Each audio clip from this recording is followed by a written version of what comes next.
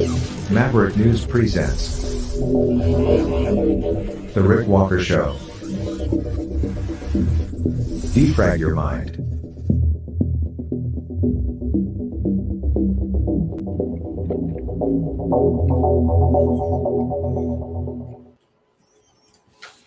Good evening, everyone. I'm Rick Walker. Welcome back to the Maverick News Channel. Thank you for coming back. And to all our new viewers, welcome.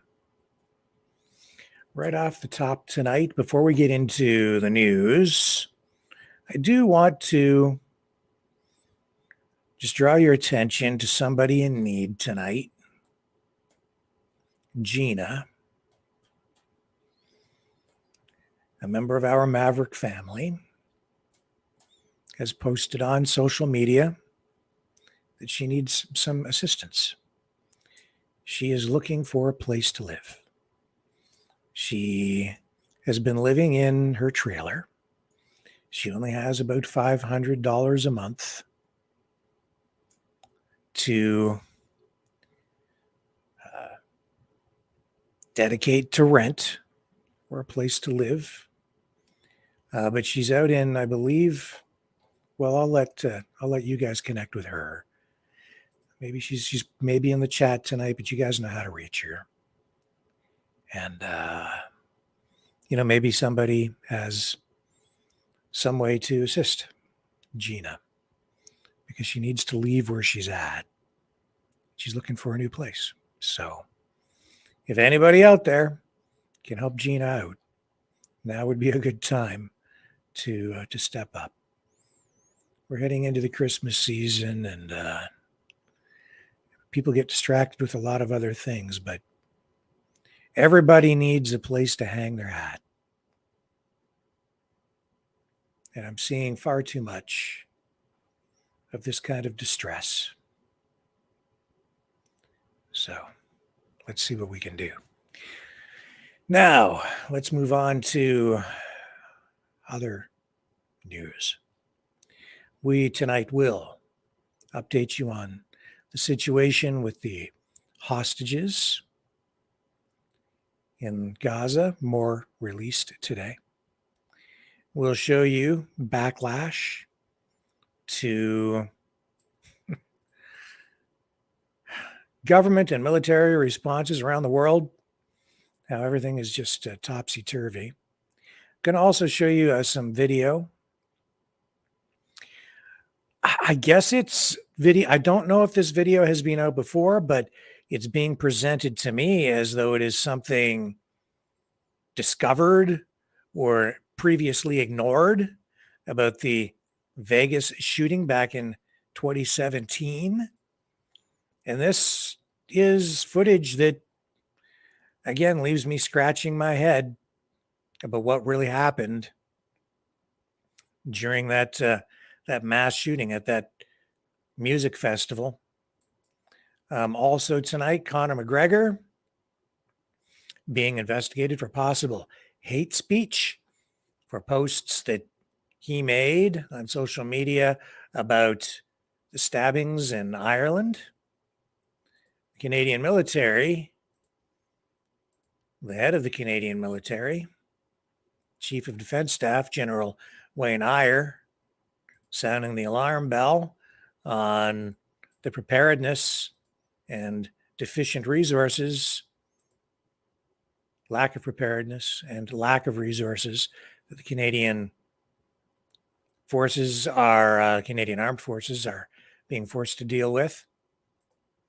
Also tonight, we have, let me just check here. I've got a bunch of stuff. I've got what appears to be a giant worm. I have a look ahead at where we're going with digital currencies and digital banking. We have 3 dead people, 2 wounded in Winnipeg tonight in what appears to be a shooting out there. And very little information available on that incident still at this point, but we will update that for you as well. And then I'm going to take a look at that community through the lens of social media peering into a primary school. And in addition to that, we also have a special guest joining us. He'll be along in about 1 hour, and we're going to do a special interview about Bigfoot, Sasquatch. Ryan Willis is producing a new television series about Sasquatch and is the creator and caretaker for the organization and website that is known as Sasquatch University. It seems Sasquatch is becoming an area of serious study for many people. So we have all that and probably more coming up right here on the Maverick News Channel. Do not go away. I'll be right back.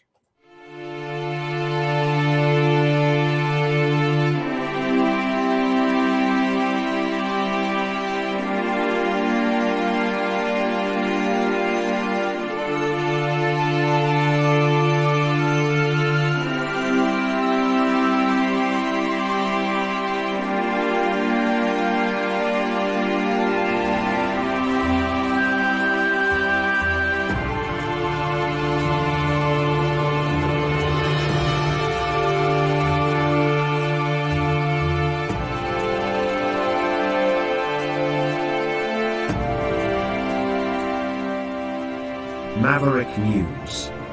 The world is watching.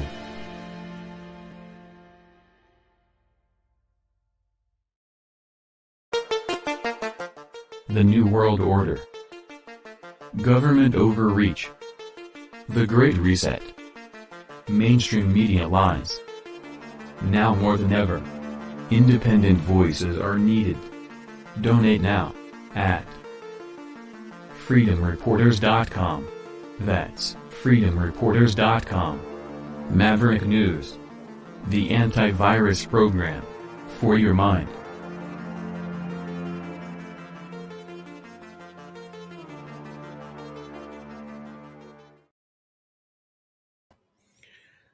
Okay, I'm back.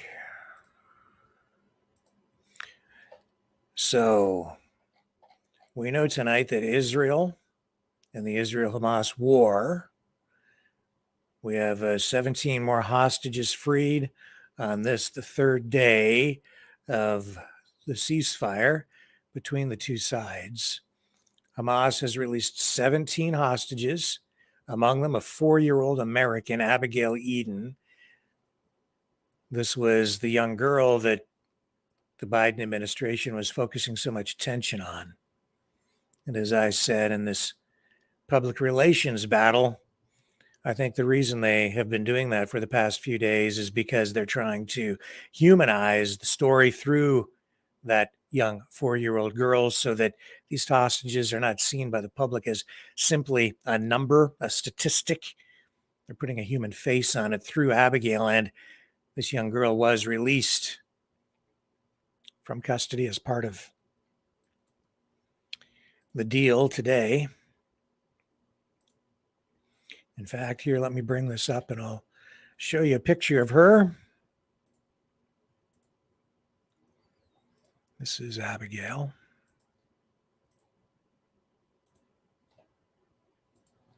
Here she is. Oops. Now she's on the screen. So, as much as this is a kinetic war of sorts, it's a strange, horrible situation over there. And around the world, honestly. But there's Abigail. So we know that in exchange for those 17 hostages, Israel has released 39 Palestinian prisoners, all of them minors. Yesterday, 13 Israelis and 4 Thai citizens were released. It took a long time. There were delays, with Hamas accusing Israel of not living up to its end of the bargain. But in the end, the exchange still took place. And Israel released more on their side as well yesterday. Aid trucks are still flowing into Gaza under protection of the ceasefire. They are also, as part of that, bringing in fuel. This humanitarian aid brings relief for civilians who have been suffering there for weeks. Supplies of food, medicine, water, all running low. The Israeli military is urging civilians who fled to southern Gaza to not return home. And they are warning that it is preparing for the next phase of the war as soon as the pause is over with. Clearly, this is far from over. Over 1.5, actually about 1.7 million people have been displaced in Gaza so far. Gaza health officials there say the death toll has surpassed 14,500. I don't know how much weight to give that information. I hear a lot of arguments on both sides, and some asserting that those numbers are reliable. I don't know. I'm not willing to sit here and accept that as fact, given the situation we are in. The Israeli Defense Forces estimate 1,200 people were killed on the October 7th Hamas attack. And then, of course, they took 240 some approximately hostages on the Hamas side and took those Israelis and other citizens from around the world, those hostages, into Gaza, where they continue to hold many of them. So that is sort of where we're at tonight with all of that. The PR war raging tonight, raging. And I don't know if you would call this Stockholm syndrome or truth or whatever you want to, however you want to see it. But I'm telling you right now, from my perspective, what I'm seeing here, this is a public relations exercise. The wave back and forth that you're seeing here, this was something that this Hamas hostage releaser, fighter, however you want to characterize this guy, he waved and got the wave back. Make no mistake, this, what you're seeing here with the waving, this is the key to the PR messaging that's coming out of these videos that have been released worldwide. See that?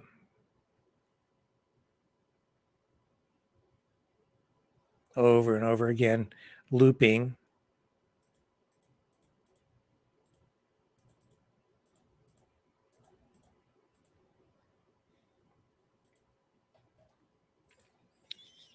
That wave is not for the little girl. That wave is for you. Don't kid yourself.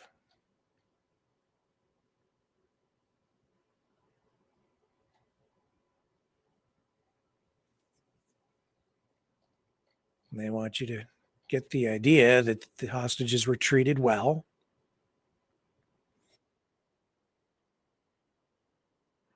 Here's more. This is video released by Hamas. So everything from their perspective. She will calculate for me.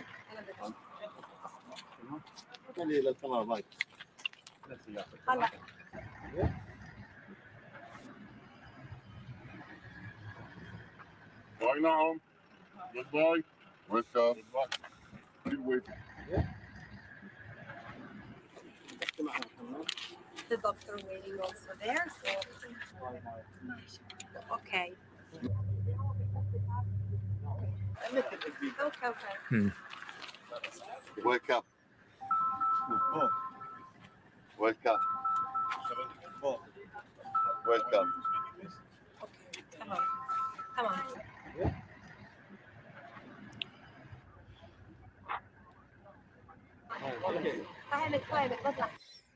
Of course, this is just slightly older footage. This is from the previous hostage release. But make no mistake, there's a lot of PR, information warfare going on here.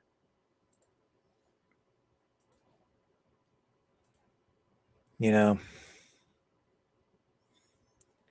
it's just so dishonest.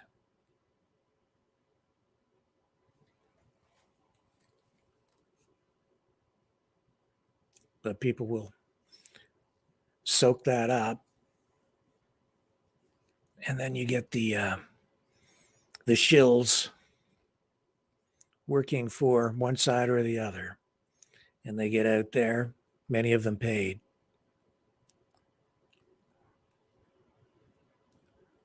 And they participate in it. And it's just disingenuous, it's dishonest, it's deceptive. It's screwing with your mind, is what it's doing. And we've never been exposed to this kind of propaganda with this intensity, at this level, with this degree of sophistication ever before in history. Hamas can't win a conflict like this head on.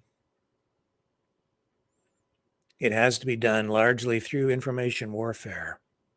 And, you know, as I sit here tonight looking at this entire situation, the United States is failing.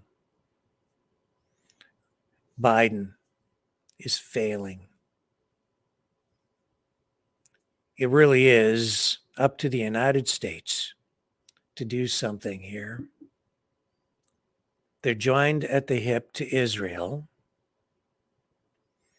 And yet it's pretty clear that Netanyahu is the tail wagging the American dog, Biden, and his incompetent administration. Biden and the United States, what they should be doing, in my opinion, is intervening and saying to Israel, this is the way it's going to be. The response needs to be dialed back. There's too much bloodshed. The United States should not be participating in anything to that degree. And it's backfiring in a big way. Indeed, this could precipitate the destruction of Israel and, by extension, maybe even the West.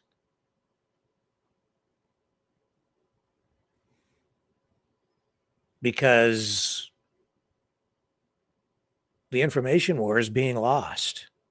And if you don't have, well, if you have basically the entire world against you,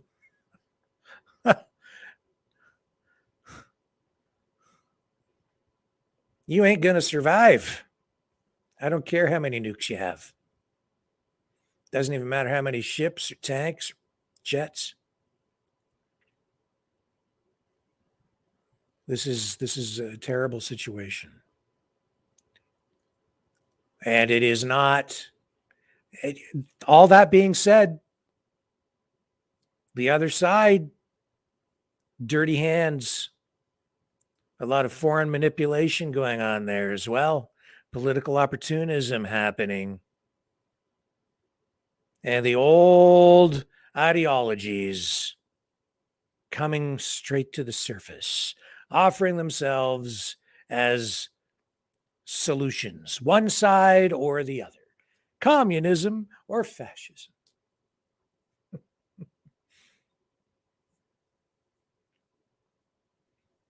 The United States, the West, we have offered a different kind of solution through all of this, but it's all being threatened right now because Biden wakes up in the morning and I don't think he understands or knows where he is or even what he is. He's not capable of leading.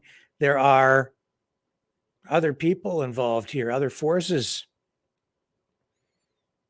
And you have political influence and corruption that has infiltrated, I think, our governments. And so as a result, you are getting weird things happening. You're getting, we have a situation where the war hawks in Israel have used this as an opportunity to respond in a disproportionate way, and they're not paying enough attention to the long-term impact that that is having. They're not paying enough attention to the morals and the ethics and even the international laws that they are potentially violating here. The United States could and should be proactive in this, not reactive, because the United States is directly involved. Because the United States, Western countries, we do supply aid. We prop Israel up. Rightly so, wrongly so. It's there. I think if you're a political realist, you have to look at it and say, Israel is there as a nation state. So it has to be dealt with as it is. You may not like the history behind it, but it's there. And the people on the other side of that are saying, well, no, there's all this history, and they're honestly in the process of rewriting history, in case you haven't noticed, in order to justify a full-on assault and maybe even the annihilation, the complete destruction, and maybe another genocide of Jewish people by de-Jewifying them through a rewriting of history and the public relations exercise that we are ongoing. We're being subjected to this information war. I can lay that out for you in more detail another night, but it's terrible what's being done. They're confusing. They conflate. And they've been at it for a long time.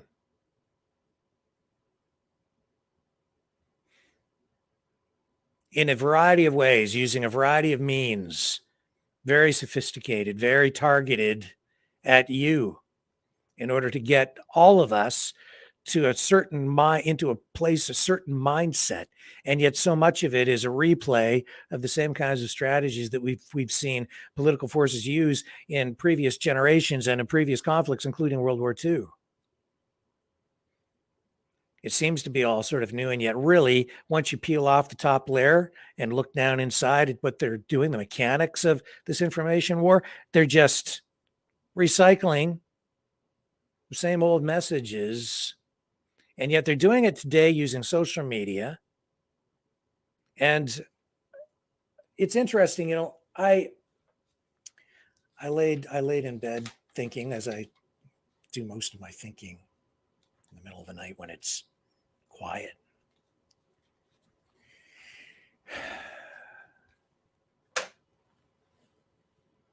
And it's like all doublespeak today.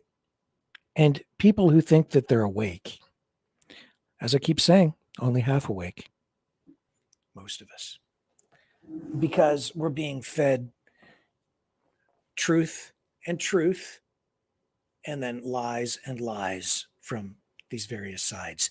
And there is more than one side involved in this, and it's coming from different angles. And so you have a situation here, and here's an example. They want you to be a critical thinker. Well, the other side is encouraging you and is selling you critical theory.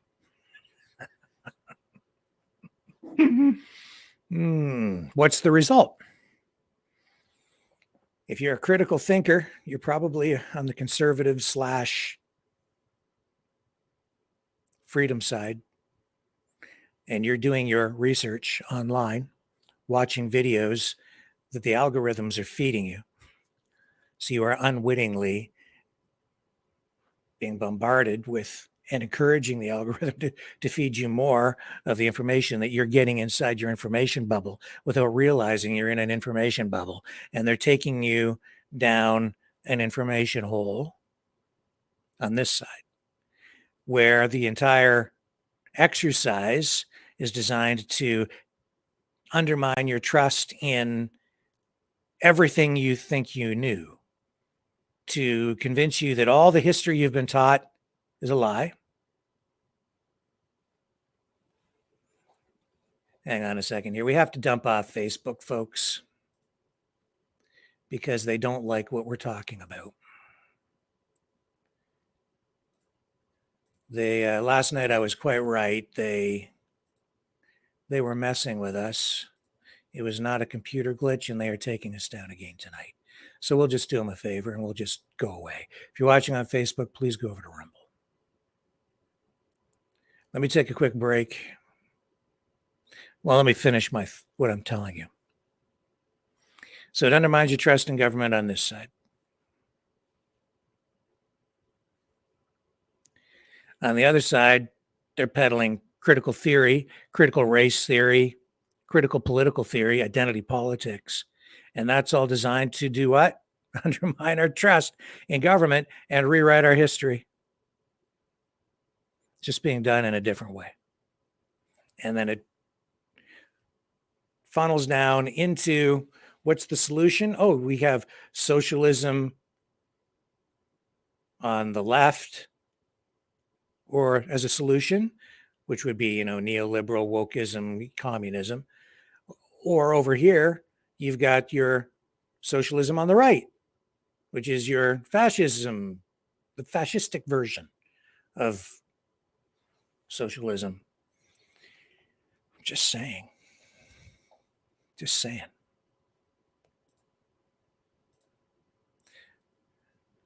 So they pull you down and they suck you in. They eat you up and they spit you back out. And on the tail end of it, you basically end up in the same place. There's only, in the end, one solution.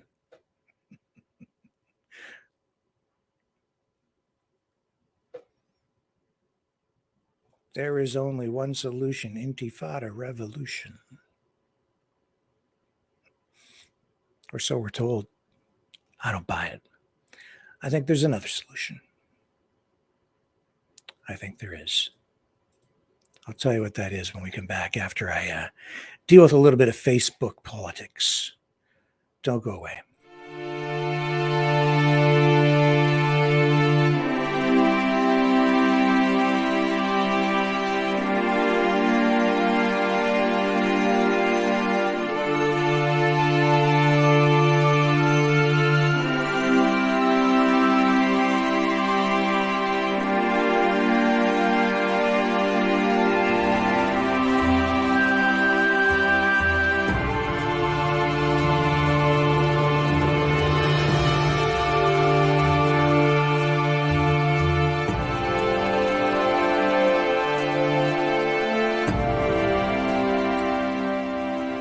Maverick News. The world is watching.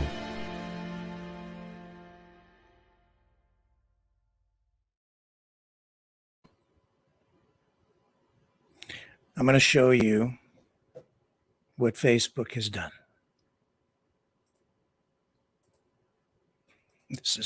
This is ridiculous. Whatever, man. They've taken our feed down tonight because we are promoting, according to them, where did it go? Here it is. Dangerous individuals and organizations. We don't allow people to share symbols, praise, or support of people and organizations we define as dangerous or follow them. Examples of things we don't allow: praising a terrorist attack. I don't think I did that. Did I? Supporting violence against a particular group of people. I don't think I did that. Supporting or promoting harmful criminal activity like human trafficking. Don't think I did that either.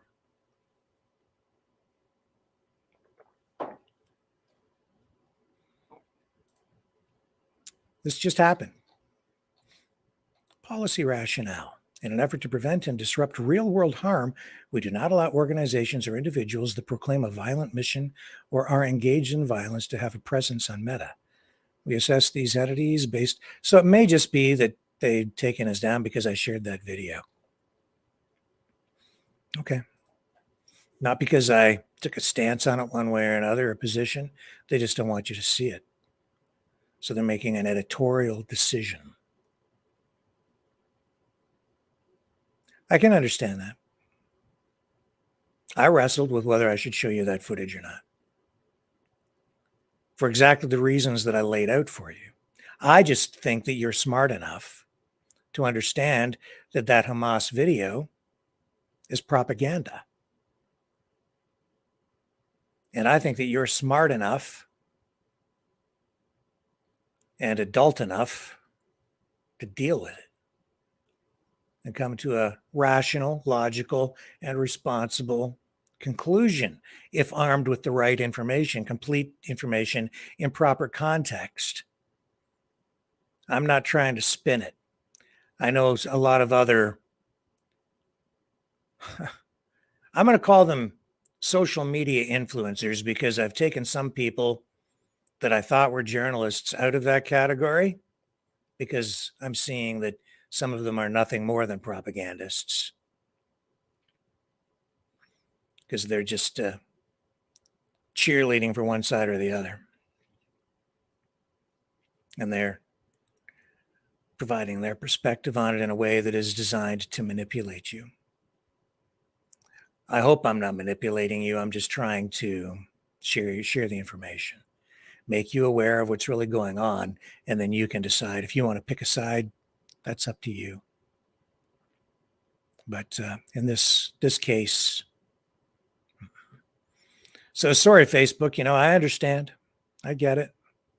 Maybe you just don't want the footage being seen at all. In which case, if I run it, you're going to take it down. And that's what's happened over there on Facebook tonight. But that's because I have always lived a little bit dangerously. I'm not afraid to share information. I mean, I'm not stupid about it. I don't do things intentionally. I know if we're going to be taken down, I will just refrain from sharing certain types of information in a particular way on a certain platform, like Facebook, if it's going to hurt us. I don't intentionally commit social media suicide. It's senseless to do that. Unfortunately, it does result in a degree of self-censorship. It does have a chilling effect on media. That is for sure. That is what's happening here tonight. I'm gonna have to be very, very careful about anything else we post on Facebook. We're shadow banned like crazy over there anyway. We used to have a really sizable audience on Facebook, and now not much. They just don't allow our feed to go very far over there. So we're on Rumble and Twitter and YouTube right now. That's about it. So we are back on YouTube, and hopefully we don't get nailed over there with any kind of violation tonight. If you are watching on YouTube, please consider subscribing. Hit the notification bell so you don't miss our videos. Doesn't cost you anything to do that. Liking, that helps a lot as well. Sure does.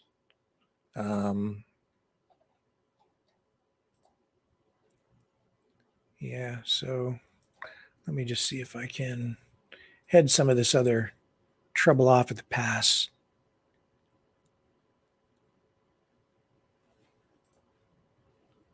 Yeah, see, they're hitting our pages now.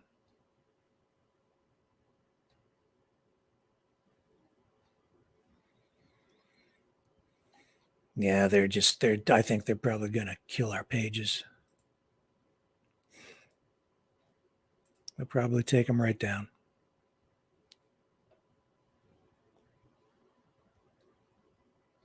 Maybe. Don't know. Hang on. I'm just gonna. I'll do it while I'm on the show here with you.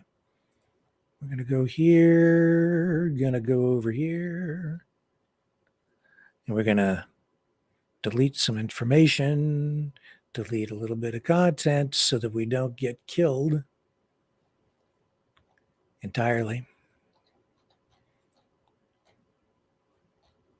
Yeah, well, we'll go back to doing what we were doing on Facebook for a while. We will just post links to videos externally. We won't run the content directly on their platform. And that should address the problems largely, I think. That's been the strategy that I've used in the past. And yeah, so we had a really big following there for quite a while on Facebook. And they killed it. They killed it. So we'll just rethink the strategy on Facebook. It's okay. I'm not going to complain. That's just the way it is in 2023. In any event, we're all being screwed with, but one way or another. And you see, it's pretty clear that Facebook and Google, they definitely have a political agenda as well. That's why I say, when we think we're awake, don't kid yourself. They're showing you what they want you to see. They're allowing you to see what they're going to allow you to see. And they feed the stuff to us to reinforce our bias and take us down a particular road. I have to say, a lot of this stuff is, even though these are private companies, private corporations, they are definitely working hand in glove with government.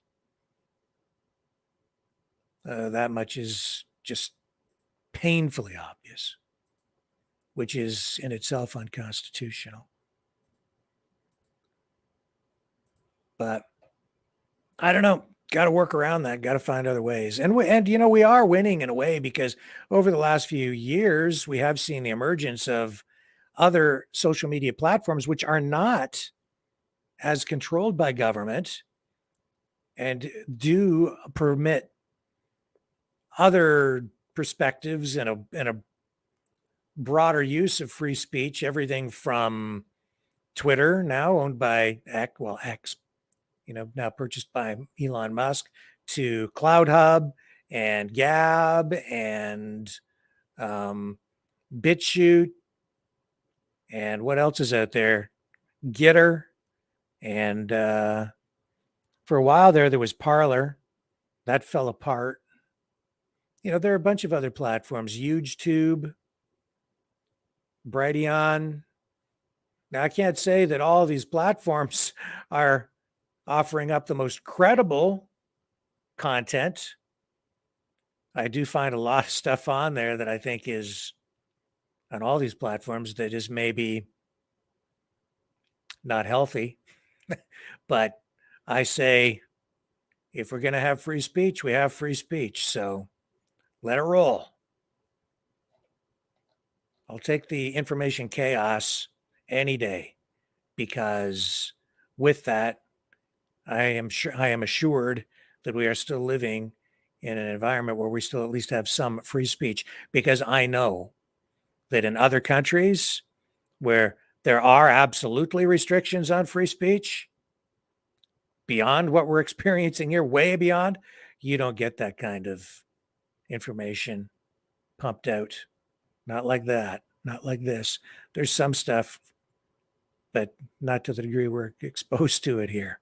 So yeah, give it to me. That's okay. You can leave it all up as far as I'm concerned. I'll sift through it. I worry about some people who maybe are not, who are maybe mentally vulnerable to it, but overall, I think we have to have it. It's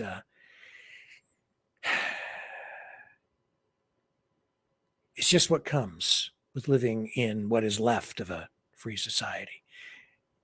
And God help us if we let go of this last little bit of freedom in a pursuit of freedom.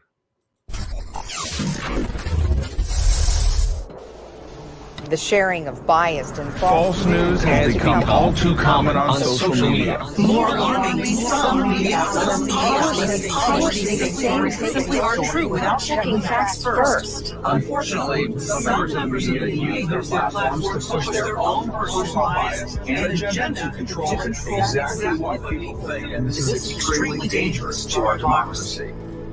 In an ocean of lies a century deep, the truth awaits. Choose not the red pill. Choose not the blue pill. For both are an illusion. Discover the power of M. The power of individuality. We are Mavericks, we are the way to the light. Fear not the storm. Join our quest for truth. Truth will set you free. Maverick News. The world is watching.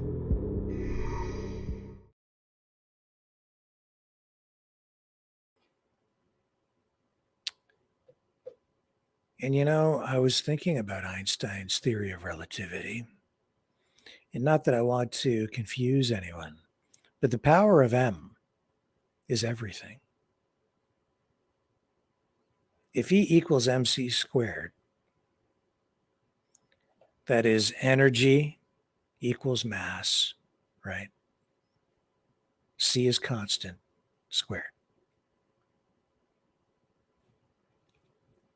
But in terms of politics today and today's reality, energy equals M, which is your mind.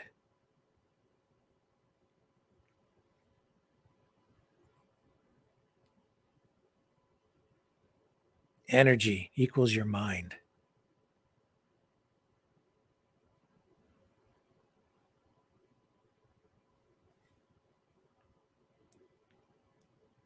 That's you. You are one. The power of the individual, the power of your mind. To think, not just critically, but critically while applying reason. It's not enough to just think critically. At a time when one side is encouraging you to think critically, which means to criticize or be critical of what is established, while at the same time, another side is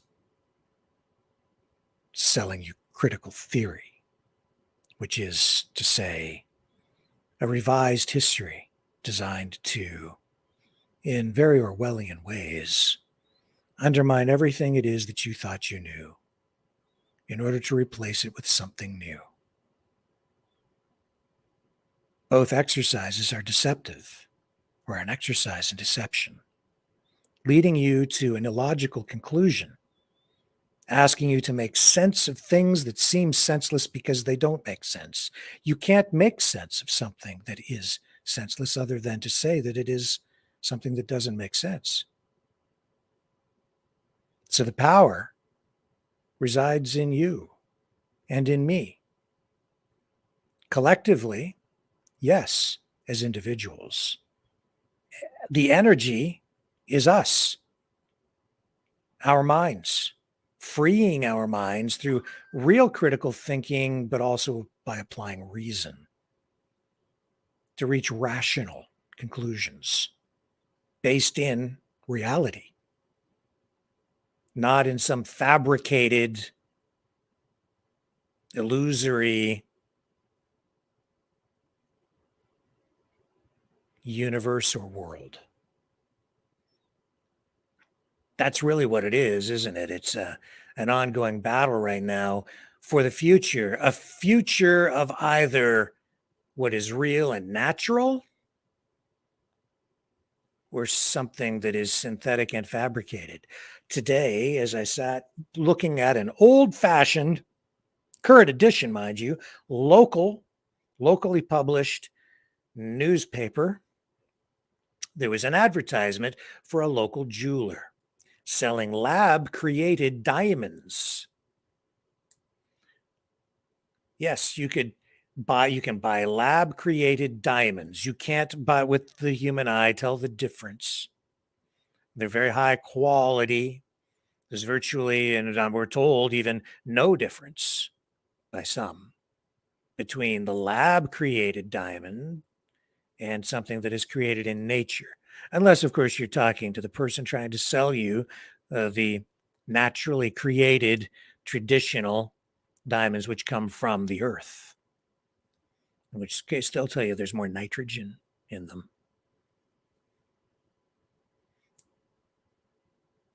But then as I read more about these lab created diamonds, which I hadn't really been paying much attention to, it came to my realization that if you buy one of these lab created diamonds, they have virtually no resale value. Were you aware of that? So the jewelers is selling these, charging $1,000, $2,000, $3,000, $4,000 for jewelry adorned with these lab created diamonds. And there are other lab created jewels now as well that are extremely high quality. Would you spend that kind of money knowing that they may not hold their value into the future? Because now they can produce them, mass produce these things. It means that these lab created diamonds have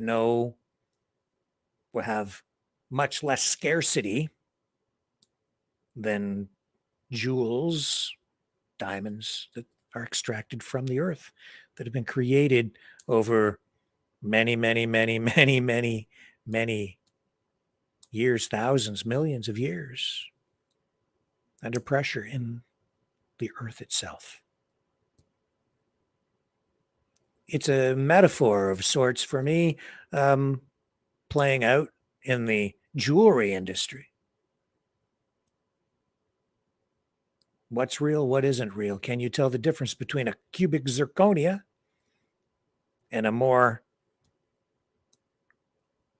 refined, lab-produced version of a fake diamond? But is it fake if it's exactly the same as something that comes from the earth? Or is it maybe even superior in quality, but maybe not in scarcity?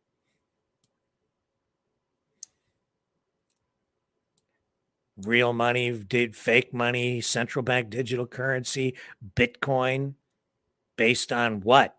Nothing more than public trust and whether the public adopts it or not as a means of exchange or a store of value.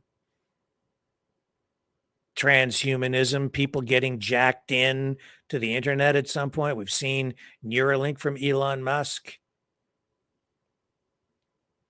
Cybernetic organisms, immortality by creating a digital you in a metaverse of the future. What's playing out right now, this war, which is a third world war already ongoing, it's like nothing we've seen before. It is new territory. It's a battle between what will be synthetic, what will be real, what will mesh. Will we have a future of fake diamonds that are just exactly the same? They're replicants. And will we be happy with that? Or do we somehow reject that? And at what point does it get to the point where you can't tell the difference anymore? Maybe we're there already with artificial intelligence. Blade Runner.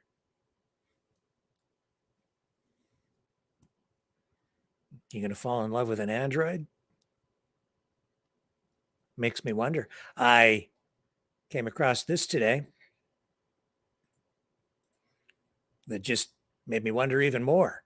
These are AI generated images. This was artificial intelligence picks discovering the most attractive person from each country. And there's this article that I just found online. And I thought, well, this is timely, given that I was just reading about artificial diamonds, lab created diamonds that are selling for thousands of dollars now. You can't really tell the difference. Like way better than these old cubic zirconias, right? But are they really worth it? Are they really diamonds? So these are just computer generated images of people that the computer decided this would be I would say this is a cliche, a series of cliches depicting through computer generated imagery what the most beautiful person from each country would look like, taking factors into account. Isn't that weird? There's Denmark. This is Mexico. I don't know why the computer generated these images in many cases. Sort of, I mean, there's a real sexual allure about the way the women are dressed. I don't know. It depends on, I guess, what instructions you put in and what requests you make of the computer. Holy smokes, whoever that would be, if that was a real person, I would say there's a lot of working out going on there, and that's in the United Kingdom. Ukraine.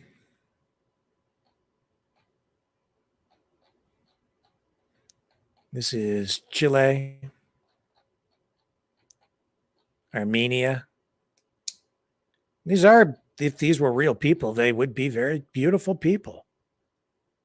Gorgeous people. Beautiful. Sudan. Just keep in mind, these people do not exist. Austria. Taiwan. Pakistan. Norway.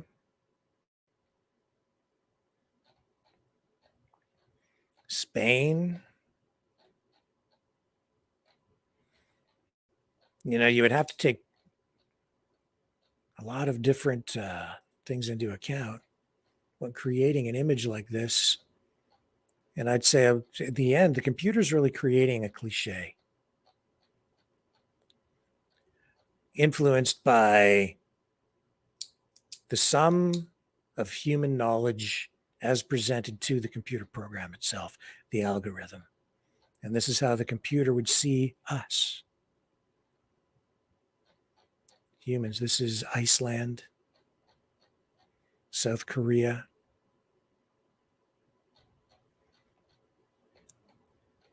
South Africa. I wonder if the computer is guilty of any degree of racism here or cultural bias. India, Netherlands, China. This image, you see this one here. I thought this seems so cliche. I almost wonder if there is a degree of digital racism involved. It seems very cliched somehow. And I don't know what it is with the outfit. Like, what is that? It's like, what do they have? Some television show called China Gladiators? Like in the US, they had American Gladiators, right? You're gonna, this person going to like run some gauntlet or some run through an obstacle course filled with giant foam machinery, things hanging in the air. You got to dangle from above and put a ball through a hoop or something. I don't know. And here's Morocco, Turkey, Japan, Sweden. I'm interested to see what the United States is going to look like. Italy. There's Russia, blonde hair.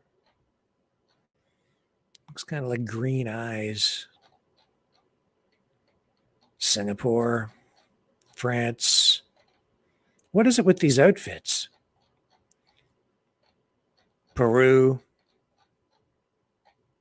Colombia, Venezuela, Egypt, Ecuador, Nepal, Zimbabwe, Germany, Philippines, Saudi Arabia, Brazil, North Korea. Interesting too how some are so realistic and some are almost cartoonish. This is more like on the cartoonish side. Ireland, Canada. That person's been working out. Like, don't get her upset, man. She'll break your face. Look how strong she looks. Holy smoke, Swift lifting weights or what? Bodybuilder. Australia, Jamaica. There's the United States. Standing in front of an American flag. That's the face of American beauty today, as interpreted by a computer, artificial intelligence.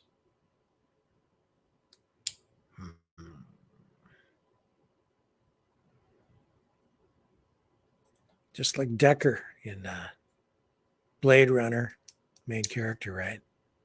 Falls in love with a replicant. Can't tell the difference between the replicant and a human.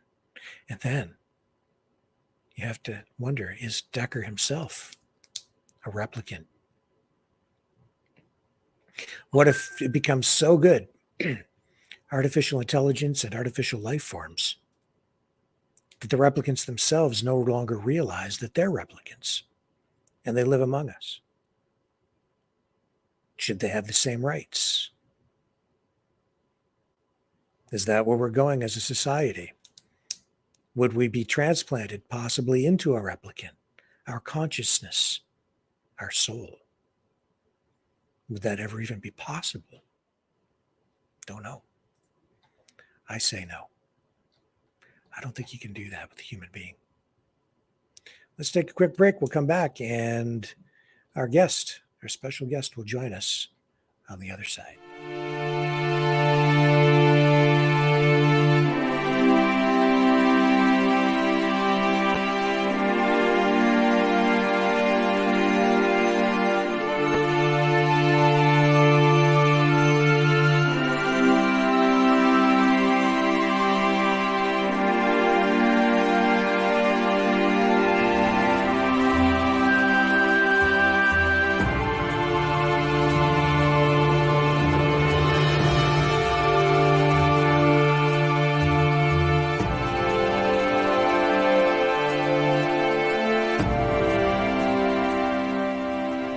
Maverick News. The world is watching.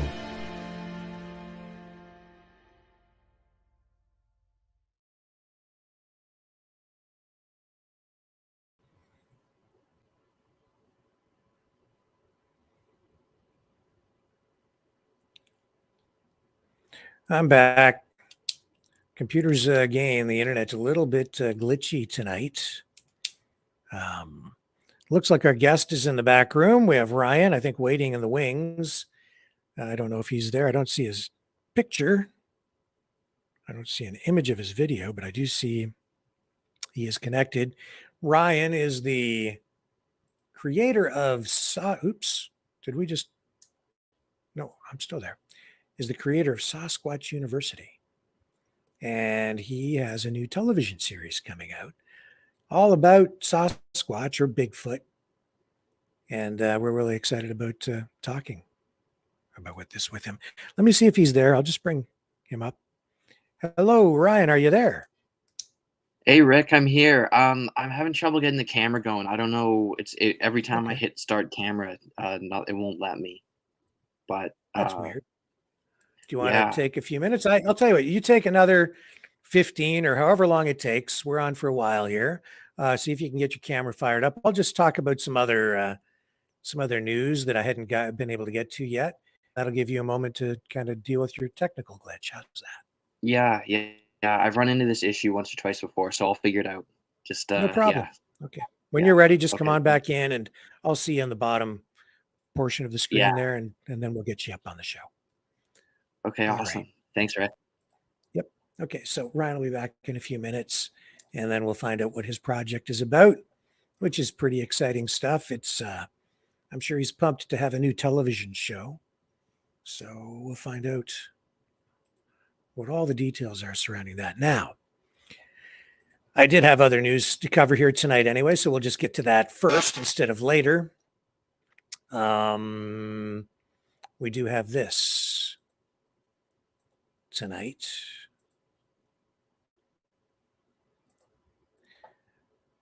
The Chief of Defense Staff, General Wayne Eyre, this is actually quite shocking. He has said in an interview, coming straight out and saying it, we are short of people. He says we need to rapidly, urgently rebuild our readiness. Equipment. On the equipment front, he says serviceability rates are low. And he says ammunition is critically low. He says our infrastructure needs a lot of work. And in some cases, it is in critical shape.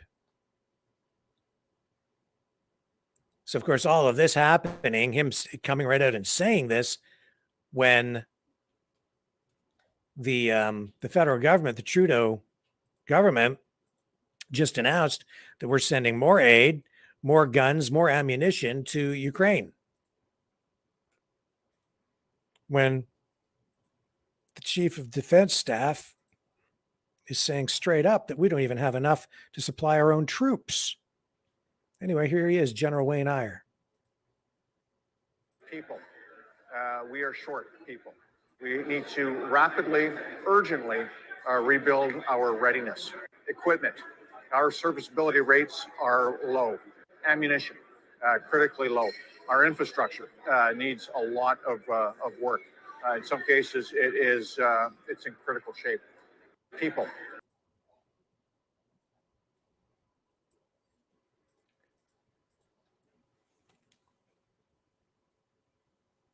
Okay, straight up.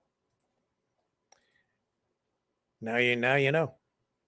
But that's really not that new. What is new is something tonight that I don't know if it's new or if it's old. But it's something that I don't think has really been adequately looked at. There is video circulating of, well, it was shot by a cab driver in Las Vegas back in 2017 during the Mandalay Bay mass shooting. There was a music festival there. And the shooter, we were told, was on the 32nd floor of the hotel. But this video shows maybe something a little bit different, maybe a lot different. Something that certainly I think, if authentic, and it appears to be authentic to me, if authentic, it needs more scrutiny. There was a lot about that particular incident that did not seem to make sense to me. Here it is here. Everybody's just standing around. It doesn't seem like anybody's moving. So this is the cab driver down sort of in the parking area first, and people are just standing around. They don't really seem to understand what's going on. They have an active shooter up in the hotel. Radio dispatch talking to the driver, telling the driver to get out of there because it's not safe. And there's a bit of a conversation going on. It seems like it's coming. Full shots fired. They don't even know the details yet. I just talked to Metro over here at the airport. They're still getting the details, but there's multiple injuries. You guys, there's your shots fired. That's all they're telling me. They're not telling me anything other than that. They just said stay away from there. They're shutting the whole place down.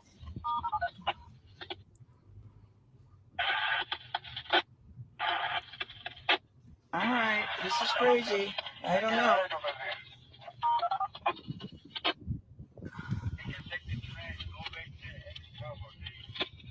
It seems like it's coming from up look there. at this. Oh, Are you seeing that? So there it is. Looks like there's somebody shooting from the 4th floor. You can hear the sound and the flashes. Play it again. it seems like it's coming from up there. Oh, I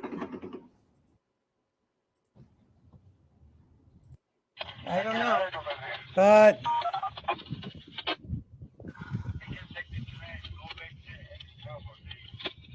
it seems like it's coming from up there. Oh, I don't know.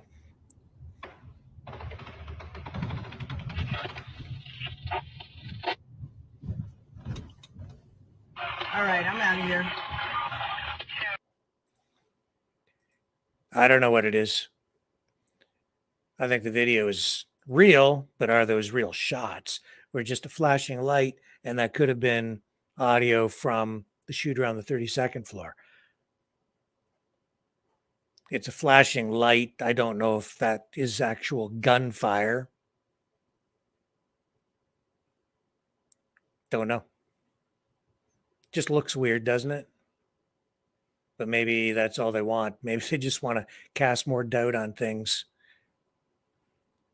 I can't verify or debunk it. So I'm just sharing it with you. Don't know. Conor McGregor is being investigated for hate speech because of some comments he made on social media. So, of course, he's the mixed martial artist, professional boxer, and former UFC champion. He made some commentaries or comments on online social media after that vicious stabbing incident against 3 children in Dublin.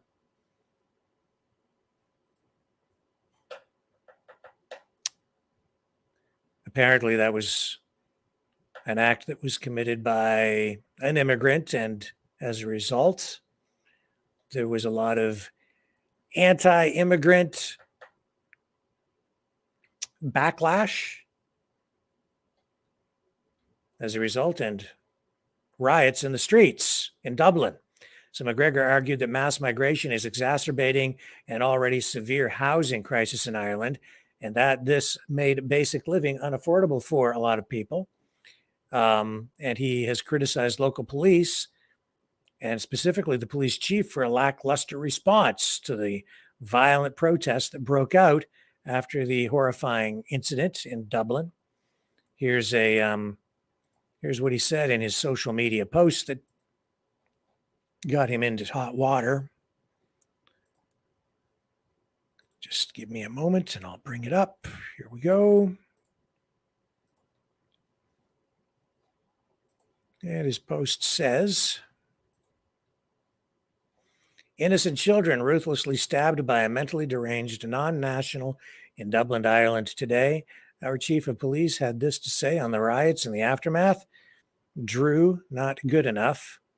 There is grave danger among us in Ireland that should never be here in the first place, and there has been zero action done to support the public in any way, shape, or form with this frightening fact. In all caps, he writes, not good enough, and goes on, make change or make way, Ireland, for the victory. God bless those attacked today, we pray.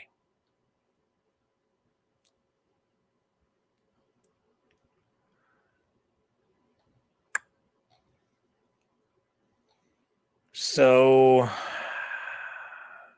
then he later posted this after being criticized, I guess, saying, and I hope I'm getting the timeline right on that. He says, I do not condone last night's riots. I do not condone any attacks on our first responders and their line of duty. I do not condone looting and the damaging of shops. Last night's scenes achieved nothing toward fixing the issues we face. I do understand frustrations, however, and I do understand a move must be made to ensure the change we need is ushered in and fast. I am in the process of arranging. Believe me, I am way more tactical and I have backing. There will be change in Ireland. Mark my words. The change needed in the last month. Innocent children stabbed leaving school. Aisling Murphy murdered. 2 Sligo men decapitated. This is not Ireland's future.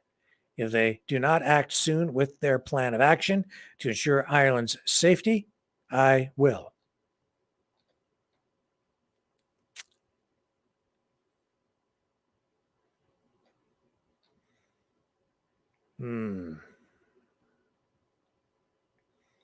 So, Conor McGregor now wading into the political arena. Yeah. As tough as the fights were in the octagon and in the boxing ring, I think he might find the political arena is even more of a blood sport. It's rough out there. Very rough. Okay, hang on. I'll be right back.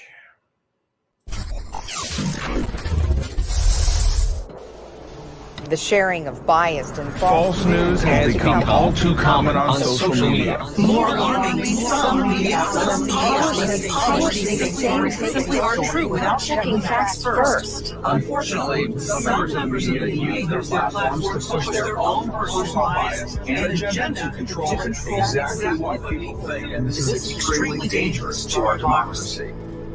In an ocean of lies a century deep, the truth awaits.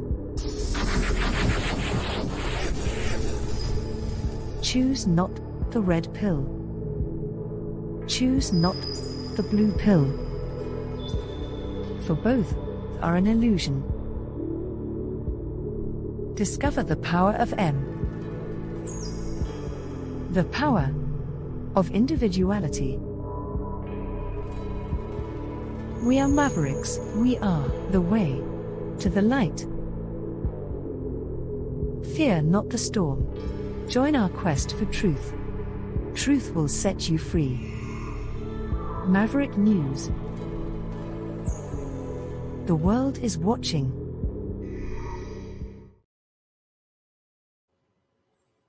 The power of M, the power of your mind, the power of our minds.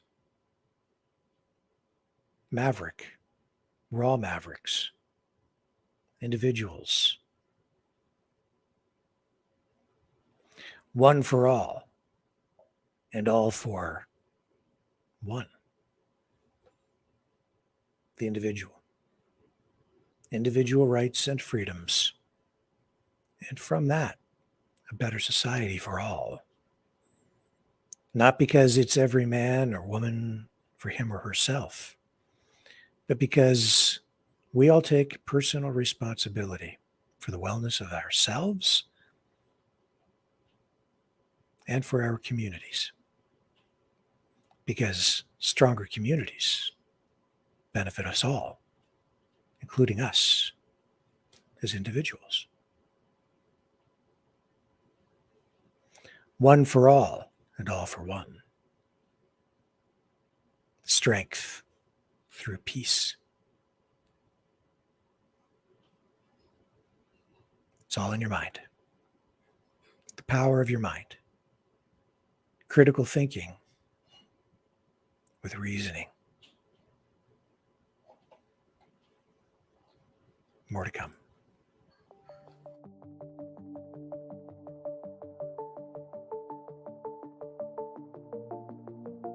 Greetings, brave Mavericks.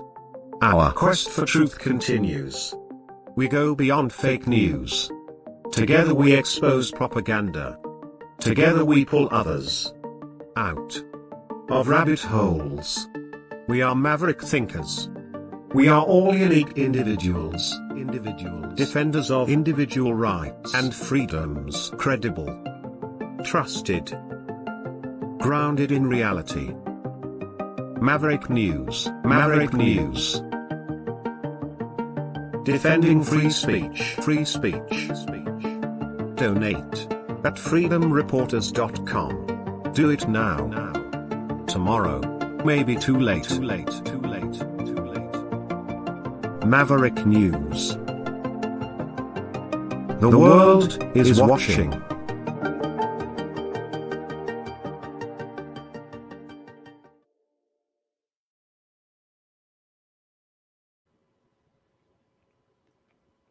Yep. We're going to keep on working to find a path to truth together. But right now, we have to deal with the reality of today. And we need to do that in pragmatic ways. We have to deal what's dealt to us. And right now, there's a whole lot of turmoil in the world. And it's not playing out just in Ireland, where we've seen those riots. We're seeing it right here in the United States and in Canada. And isn't it interesting to see the disruption right there on Parliament Hill, where over the last few days we've seen demonstrations like this one. They go far beyond what the Freedom Convoy ever was accused of. Just listen to the words. Because we are here to shut Ottawa down. Free Palestine! Free Palestine! Free Palestine! Free Palestine!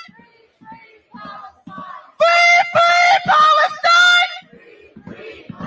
Intifada! Intifada! Intifada! Intifada! Long live the Intifada! Long live the Intifada! Long live the Intifada! Free Palestine! Free Palestine! Because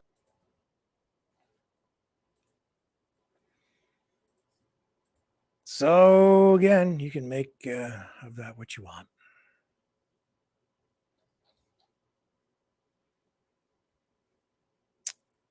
Wow.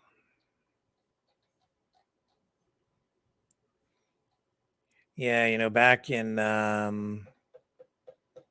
just back to that mass shooting in Vegas, that happened in October 2017, October 1st. We saw 58 people killed there. 850 others were wounded.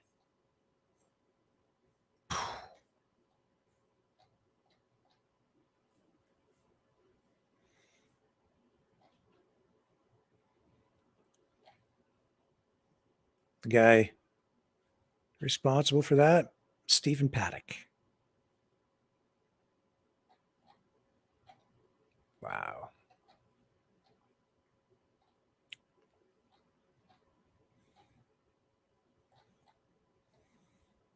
Anyway, back to that. Yeah, so Ryan's there again in the back room, but still no camera. Let's give him a couple more minutes.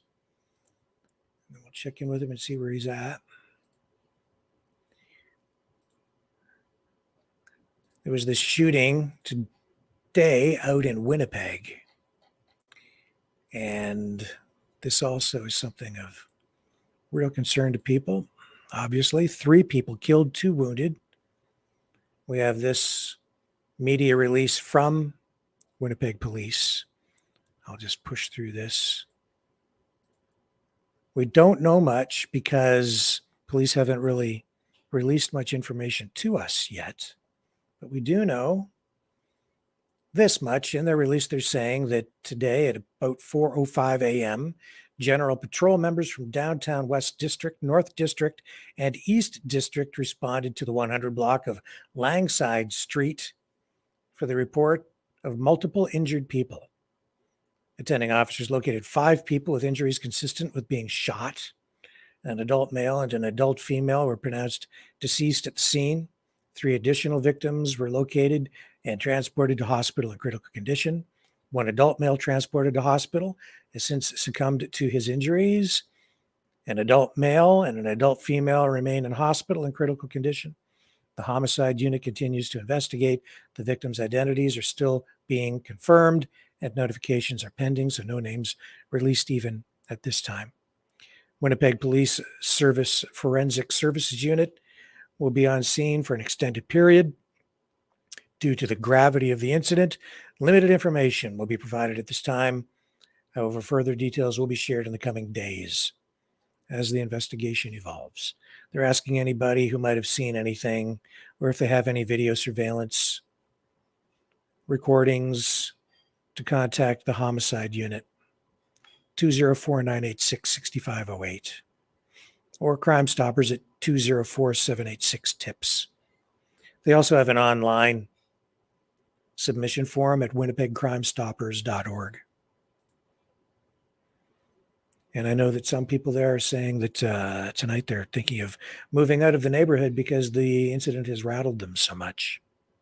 And I see that our guest is ready to roll here. So let's bring Ryan in. Hey, Rick. Hello. How's it going? Great. How are you, Ryan? Oh, doing good. Doing good. What about you? I'm just fine. And I'm excited to have you here tonight. When I was a kid, especially when I was a kid, Sasquatch, Bigfoot was something that always kind of captivated my attention, especially when the $6 million man did battle with Bigfoot on ABC television. You're maybe a little too young to remember the excitement surrounding that, but I'm not. I'm getting a little long in the tooth. So that was a big deal for me. And I'm excited to see that you have a new television series coming out. Tell us about that, because it's focused on Sasquatch and Bigfoot. Yeah, so I'm hosting, producing a show called Sasquatch University on the Wild TV network, and yeah, it came out this fall, and there's new episodes every Monday at 5:30 p.m. Eastern Standard Time, and yeah, you're able to stream it anytime on Wild TV Plus. So it's been really cool getting to do and investigate Bigfoot here in Ontario, and yeah, it's just been a really cool journey and awesome ride. That is actually pretty cool. That sounds like a lot of fun, to be involved in a project like that. What is it that got you interested in Sasquatch and Bigfoot to begin with? Yeah, what did it for me is when I was just a little kid. Um, I was really into the TV show Finding Bigfoot on Animal Planet, and I was probably 11 or 12 years old, and every week I'd be so excited to see the new episode and learn more about Bigfoot. I just thought it was the coolest thing ever, that there could be a undiscovered primate or hominid new species out there that we didn't know about yet, and so many people had seen. And every week there were these new witnesses with these incredible stories, and I just got me super interested that way. And I spend summers up in Algonquin Park in Ontario here, and yeah, I go out, or when I was a kid, I'd go out and try to do my own investigations and do everything I can to learn about Bigfoot. And by the time I got to university, I met some people that were really into Bigfoot too, and we started going out in the woods outside of Peterborough in Ontario and doing our Bigfoot investigations. So that's kind of how we got into it, and the Trent Sasquatch Society got started, and then that eventually kind of led to us doing the TV show now. So it's been awesome. So you're part of a much larger community of Bigfoot enthusiasts and investigators. Yeah. So that's the Trent Sasquatch Society, and then there's a lot of great researchers too in Ontario that I've gotten to know pretty well, and they're awesome guys, and it's super cool getting to share information and kind of learn from everyone too. So I mean, obviously, there's folklore associated with all of this. And let me just see if I can find your website so I can put it up on the screen here. I had it up earlier. Well, I'll just punch it in again. It's Sasquatch University, right? Yeah, SasquatchUniversity.com, and there's a form on there for anyone watching who has had an encounter and wants to report it to us. At the bottom of the website there. Okay. So as I was gonna say, as much as there's folklore and myth, I guess, and entertainment surrounding all of this, there is I guess I take it a serious element to what you are embarking on here. Is that fair?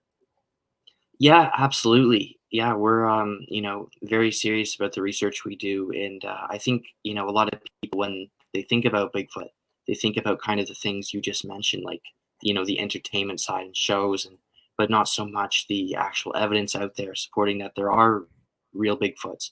So obviously that's the hundreds of thousands of eyewitnesses around the world that have reported things and seen stuff, and there's even a DNA study going on right now at Carolina University that a friend of mine, Darby Orcutt, is doing right now. That people, it's been announced now, so I'm able to say, I suppose. But it's really cool that that's like a university funded study that's taking place. So I think it's awesome, and there's a lot of So other they're really doing important some stuff. sort of DNA testing? Yeah, they're doing a test on a lot of pieces of Bigfoot hairs and things like that, alleged pieces of DNA evidence that haven't been tested yet, and so they're going to take a look at those and see what the results yield. So I can't wait.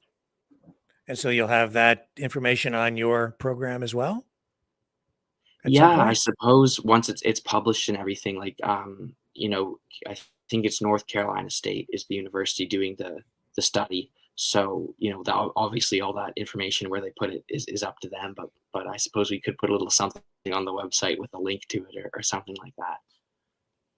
Wow. I mean, the stuff that I see online, the videos and so on, some of them obviously are straight up hoaxes. Other ones, kind of blurry, not entirely convincing. But in your travels and with all of the work that you've done, have you seen evidence, or cumulatively, are you like absolutely a believer that Sasquatch is a real thing? Yeah, I think it's important to leave a little bit of room for skepticism, but I'm like 90 or 95% full believer. So I haven't fully seen one yet, but we've had some pretty crazy encounters out there that I really just can't explain. So I don't know, what caused that, and Mhm. yeah, like with throwing rocks and things like that. So I don't know, What do you mean throwing but rocks? Like a Sasquatch would throw a rock at somebody? yeah, that's I guess a common trait of kind of a Sasquatch. Um, it's kind of maybe suspected as like a territorial defense type of thing, where they don't want someone there, and a lot of people report either seeing them and then having rocks thrown, or having rocks thrown in areas that a lot of other people see Bigfoots. So there's a huge correlation there, and we were pretty spooked when that happened to us on the season of our show, because it's freaky when you're out there and you hear things getting thrown nearby, and you have therms and there's no one else out there. You're way out in the woods, and it's pitch black. It's pretty scary. So So where did that that's happen? yeah, that was in Grey Bruce County, and we actually had another incident. We're not 100% sure if it was a tree branch or a rock, but there was no wind, so we're still kind of second guessing that one. But the other one we were like really pretty sure they were rocks, and so that was really freaky. But that was in Grey Bruce, and the other was up in Algonquin Park. Now, Both places we got a lot of reports from. okay, so this is in Ontario. I've been looking at some maps of Sasquatch sightings, and it seems like the majority are sort of out on the western side of Canada and the United States. Why would we see clusters of it more out there? And I guess by extension, do you think there's got to be more than one Bigfoot, especially at this stage? Because if there was only one, he'd be awfully old at this point. So there must be, they must be having families or reproducing. I would think at this point, right? Yeah, that's definitely the most common theory as to why there's so many sightings and people seeing different shapes and sizes and colors of Bigfoots out there. So yeah, it's very well believed, I guess, amongst the research community that there is obviously more than one, and that they probably do work in family units because that's been reported. People have seen that. So it's pretty interesting that it really seems that's how they operate, and that there seems to be a fair bit of them. The West Coast definitely kind of gets the best reputation for having all the Bigfoots out there, but if you look at a lot of sighting maps, there's all across North America and so many other continents in the world, reports of these creatures being seen, and Ontario is very good for that. What, in your estimation, what kind of creatures are these? Are we talking about some sort of primate, apes, human beings, missing links? What do you think they are, if they indeed do exist? You know what? When I first got into the subject, I was very, I suppose, kind of stuck to the theory that it's a flesh and blood ape type of creature.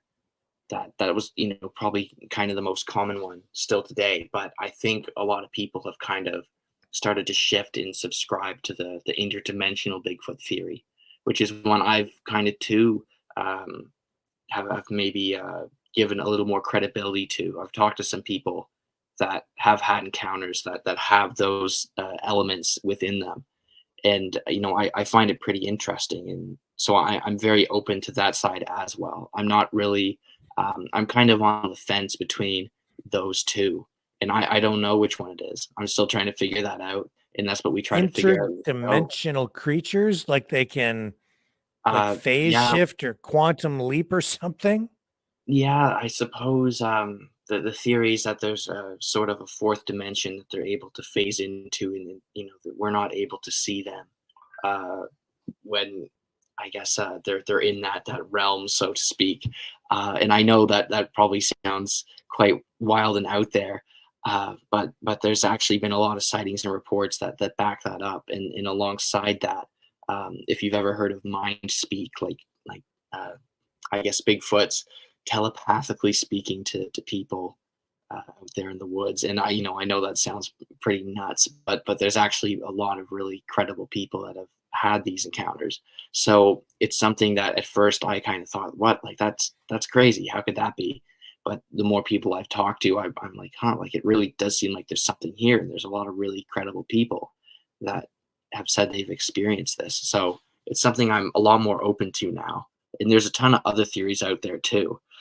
If you thought that one was maybe a little outside of the box, there's tons of other ones, and people saying they're aliens, things like that, which I also believe is a possibility. My kind of view is that until we have one in a lab somewhere that's been properly reviewed by scientists, we don't know exactly what these things are. So I think all possibilities are kind of open, and with I guess however many reports of each, or I guess to kind of back up each theory there are, I start to place more credibility in myself, at least. We have seen people make claims of having a Bigfoot in captivity in the past, and I found one thing online the other day as I was getting ready for this interview, but I guess it would be your assertion that people who've made claims like that are probably just perpetrating a hoax, maybe to get an extra $10 out of somebody as they're driving down the highway and come to some Bigfoot exhibit or something, right? Because from what I'm hearing from you, to this point, we haven't actually had anybody with credible scientific credentials have a Bigfoot in captivity to actually really study this subject. No one's had one in captivity to I guess review by proper scientists, and there's people online that make claims of maybe having body parts or having one tied up in their garage, or it's endless online with what you can find. You can find people that make all kinds of claims on there, but then obviously when you go to call or follow up, the more of those rabbit holes you go down, you find that what they're saying online obviously isn't always the case, is true in many things. Not just Bigfoot. Obviously, there's a lot of people online that say all kinds of things.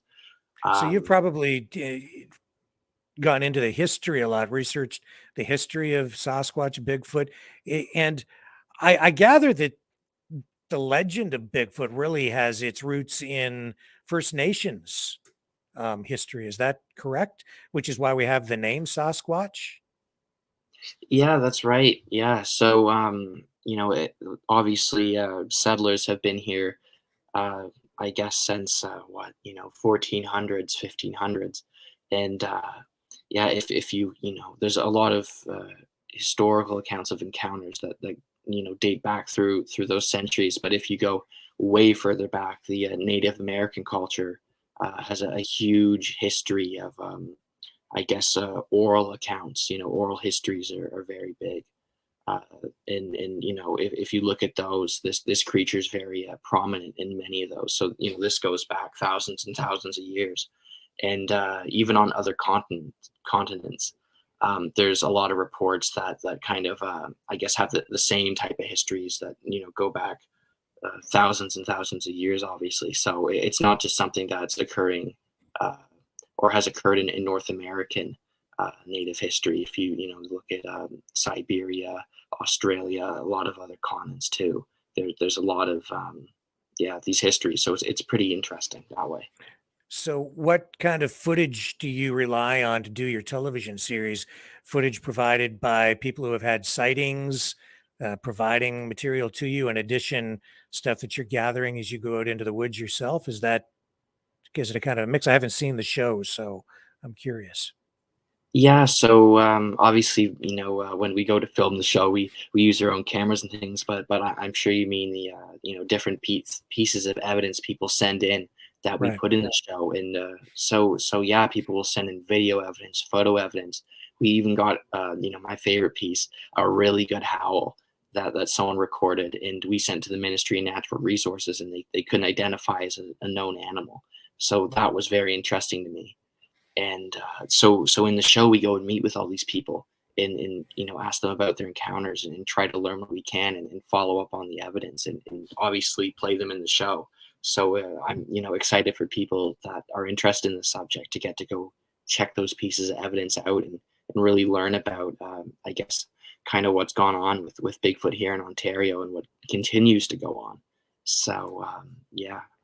And you are part of a community. I guess you're also, even on your website, I see you're sort of encouraging um, students at universities to establish there are clubs, I guess, at universities, and you'd like to see even more of these clubs established, I guess, to create a broader social network. Yeah, exactly. So when I was in university at Trent University in Peterborough, me and some friends started something called the Trent University Sasquatch Society, and that was a Sasquatch research group that like a school club that has now reached over 300 members and is the biggest club at Trent. So it's been pretty It's the cool. biggest club. It's the biggest Yeah, one. yeah, that's what I've Okay. been told. So um, yeah, yeah. So there's 300 members, so it's really grown since we started it, obviously, with just maybe like 10 or 15 of us. And yeah, so we really encourage people at other universities to start societies of their own that similar to ours, and we would have researchers on Zoom come and give lectures, and the students could do kind of I guess like a Q&A type of thing with the researchers, and it was really cool, and so many people were able to learn more about Bigfoot there at Trent, so it was just awesome. So, what kinds of evidence have you uncovered yourself? Yeah, out there in the field, obviously, I think the most interesting was probably the rocks I mentioned. But yeah, I mean, the coolest thing for us is we're pretty fortunate. The news in Ontario really has taken an interest in what we've been doing over the past few years, and that's really allowed us to connect with people here in Ontario.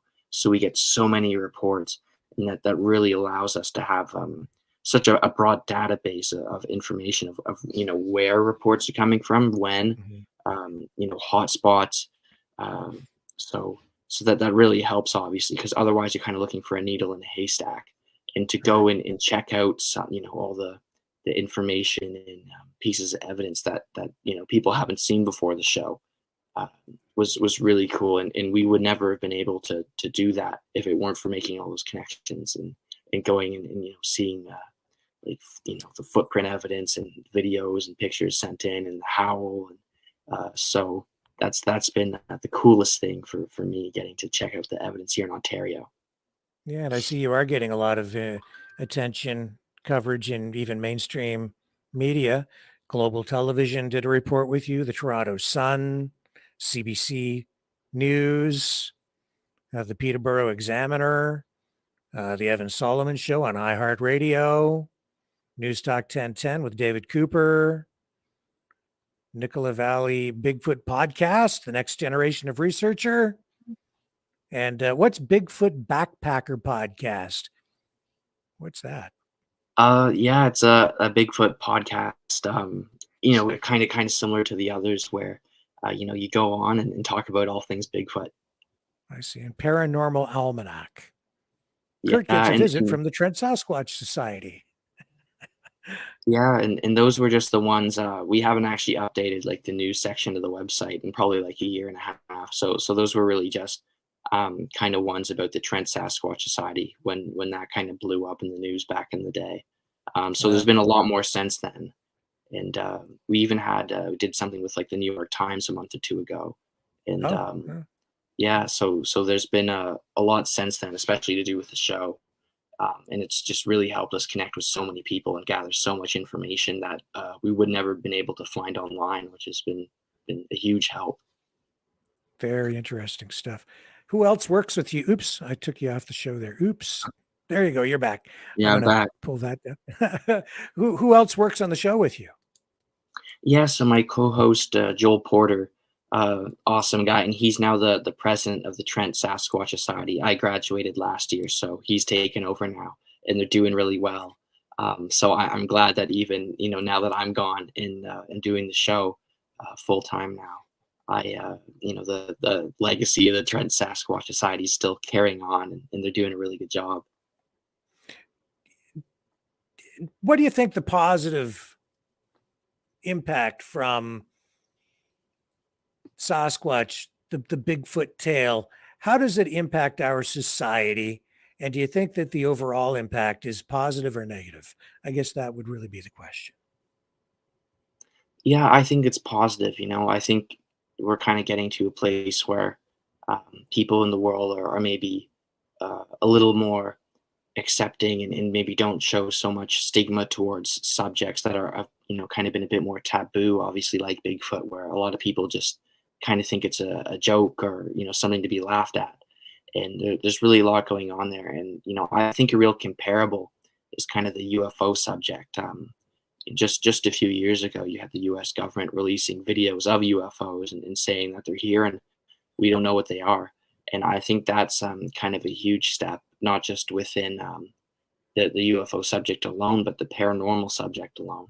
And I think it'll be a good thing for society to kind of, I guess, know and understand what a lot of these things are that have kind of just been considered legends for such a long time, or things that are laughed at. Because, before the U.S. government released that footage, you probably would have gone UFOs, like, ha ha ha, or, they must be crazy. But now the government's releasing videos of them. So, obviously it's something that I guess has the potential to change a lot in our world and society, I suppose. But I think it's important for people to know about.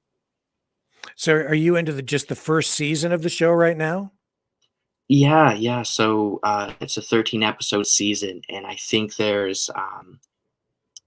think we're a bit past the halfway, or I guess kind of actually near the end, because I think I'm not sure which. I think maybe 8 or 9 comes out this week. But yeah, there's always a new episode on Mondays, and yeah, I'm just excited for people to check it out and see what we were able to go investigate, because it was really cool getting to do. And that's very cool. Yeah, so yeah. And so again, what network is this seen on? Yeah, the Wild TV network. And that's a specialty channel in Canada. Is it seen in the States at all? Yeah, you can get it in the States, but I think you have to get it through Wild TV Plus, like the streaming version in the States. And then I think in Canada, in some parts of Europe, they have like the cable channel version. I see. And so not available online, like on YouTube or anything like that at this point. Not on YouTube, but yeah, like I think anyone online can just get it through Wild TV Plus. And I think it's just like $4 a month or something like that. So so you can yeah, subscribe to yeah, that online. You can get it online by subscribing over the internet. Okay, let me just show people. I just found it online here. So I'll just bring it up on the screen so people can see where they can watch your show. So there it is there. So you don't need cable. You just need a subscription online to Wild TV. Is that it there? wildtvplus.ca. Yeah, that's it. Yeah, that's the spot. Cool. So you can sign up there, and then you're just you're one of the shows in the lineup. Yeah, That's very cool. yeah, you just log on, I guess, and type in Sasquatch University, and you'll be able to see everything we got up to, and us looking for Bigfoot for 13 episodes. So hopefully people check it out and enjoy. How did you get the TV deal? Were you like in school learning about what, like broadcasting, journalism, something completely unrelated, and you just fell into this, or how did that happen? Yeah, I did Canadian cultural studies with I guess I had a specialization in film and media, a part of my degree, but that actually didn't really have anything to do with it. We more just kind of fell into it when I was done university. And I guess it was kind of maybe our last month there at university, and we got put in touch with sort of like a media company that does some stuff with music in our university.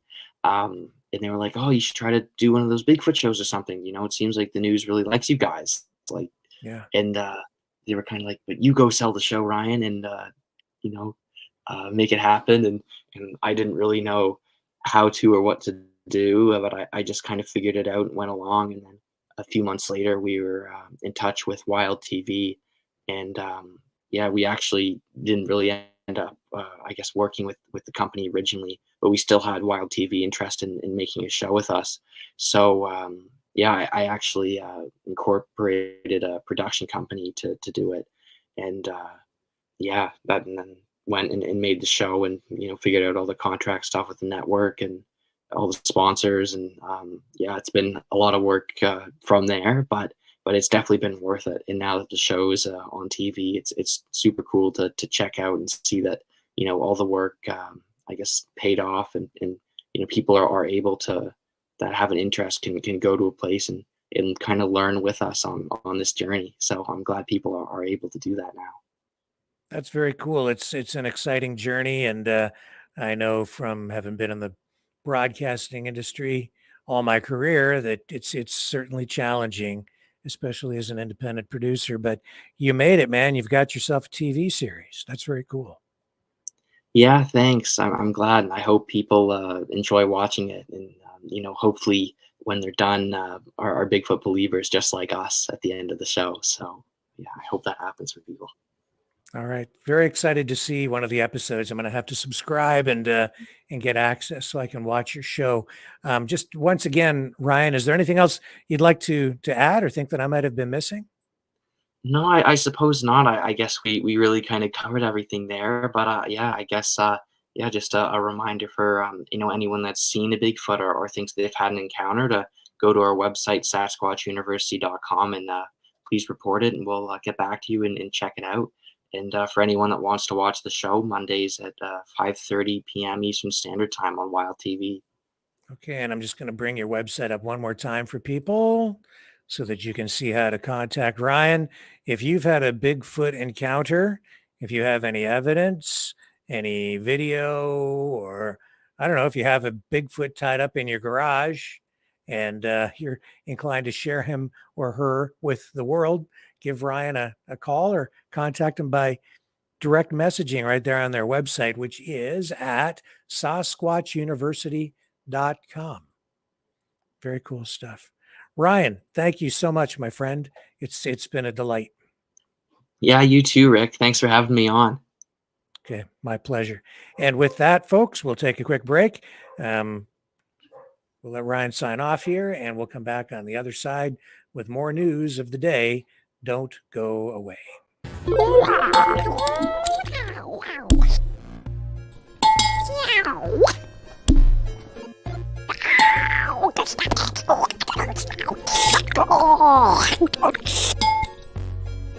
Exile. The Knights of Malta. Maverick News. Join us.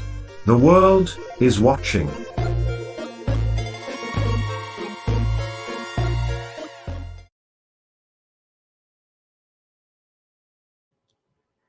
And since it's Sunday night and we were just talking about Bigfoot, we might as well stay in that vein. I came just by chance, I came across this today and I thought, well, if we're going to talk about Bigfoot, we have to give the giant squirmy wormy his due as well, whatever the heck this is. I do not know what this I don't know what this is, and I don't know much of anything anymore. What is this? What is it?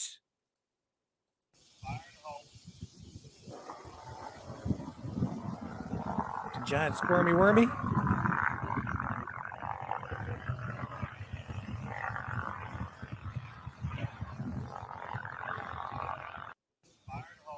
Fire in the hole.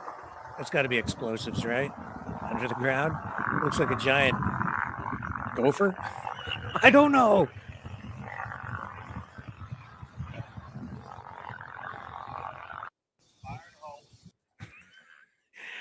Was that a scene from Dune with the giant squirmy wormies under the earth with that? Do you remember Dune? They had the things that, oh my God. Never liked that movie. Never liked that series, actually, much, to be honest. Oh, I got that magic hockey stick too. Since I didn't get to show you this week, we got so busy with other stuff. Let me see if I can. I'll find the link here. I sent it to myself as part of.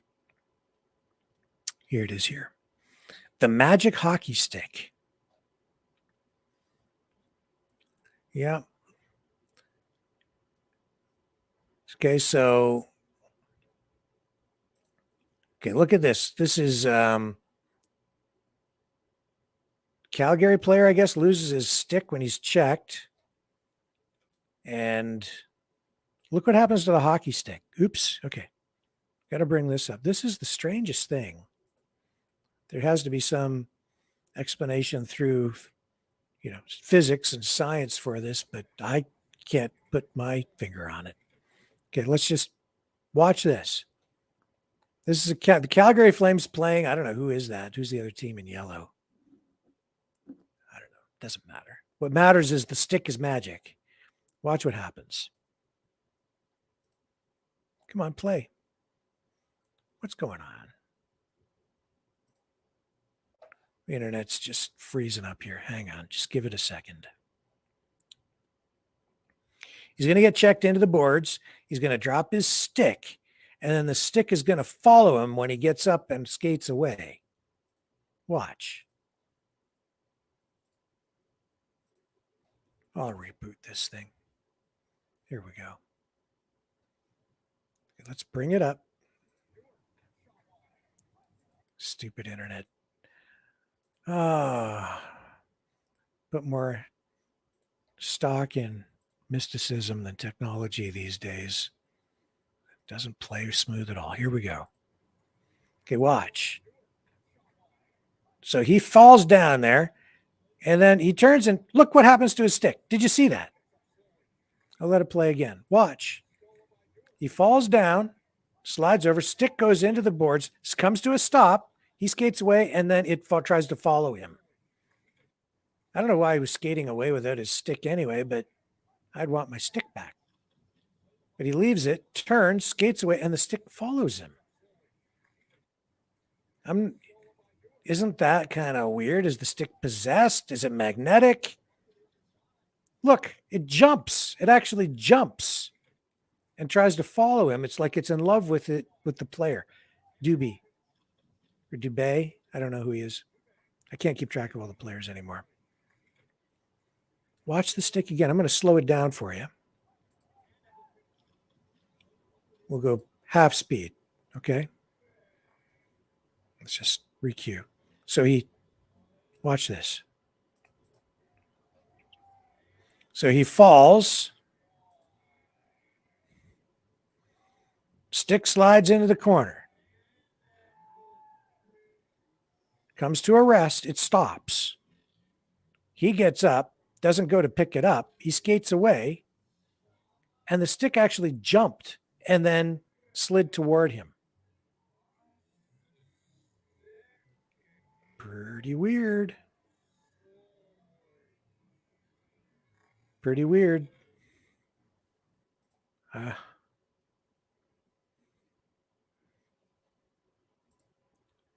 Just saying. It's weird.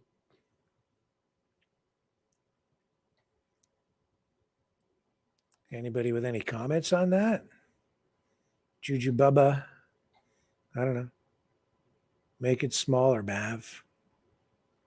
Yeah, I don't know. I can't really zoom in much on it. I can make it bigger by taking myself out of the shot.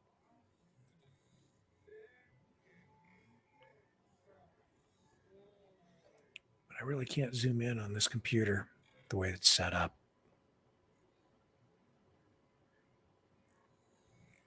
But I'll let it roll again here. So here comes the player. Okay, he's going to slide. There he's sliding. He fell or got tripped, I guess. Stick into the corner. It stops. And then it goes pop. Watch it pop. It actually jumps. See, it actually comes right up off the ice. Now, I don't know. Was there like stored energy in the stick, like because it was compressed or something? It makes no sense to me.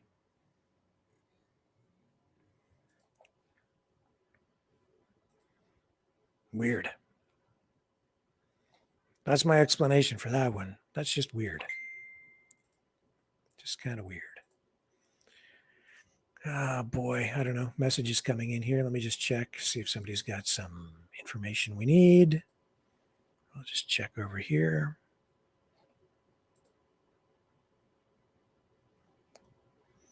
Who is messaging me over here?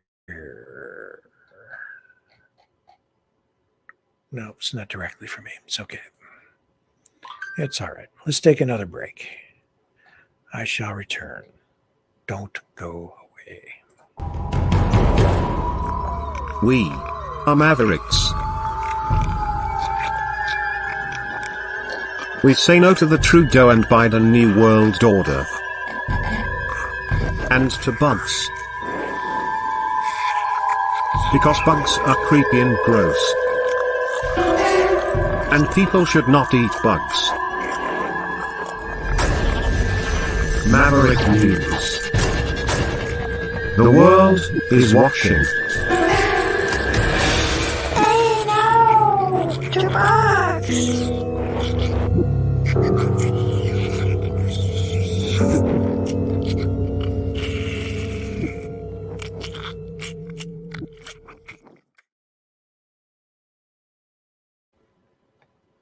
Okay. Excuse me. Coughing. So if you're old like me, you might remember Marty Krofft, TV producer, produced some programs like HR Puffin stuff and the Donnie and Marie show, the Osmonds. He has passed away at the age of 86. Also produced Land of the Lost. HR Puffin stuff. Now that was a show that even as a kid, I thought was so weird. I could never get into it. A lot of my friends were into that stuff. But it just, I swear to God, some of the stuff that came out during that era, I think the producers were all taking acid because it was so whacked.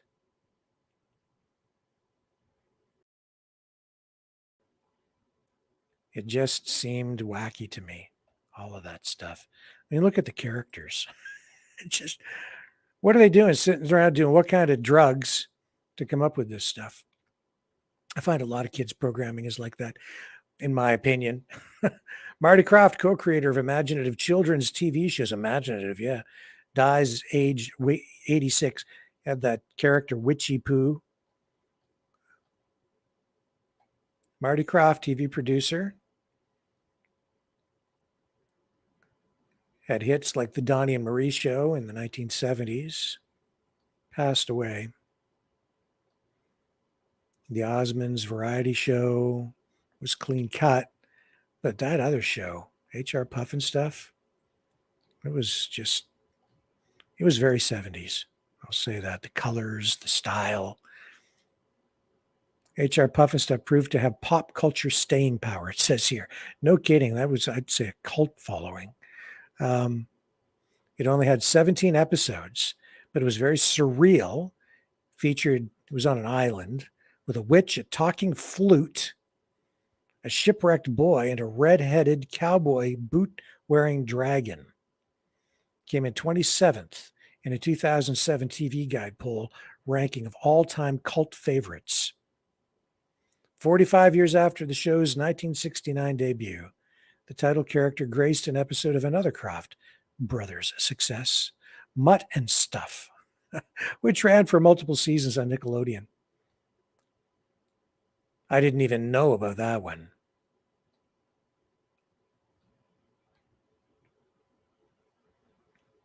Yeah, anyway, passed away.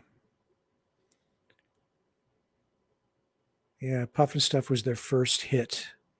Spawned the 1970 feature film Puffin Stuff. Many more shows for various audiences followed, including Land of the Lost, Electro Woman, and Dinah Girl, Pryor's Place, with comedian Richard Pryor, and DC Follies, in which puppets gave a satirical take on politics and the news.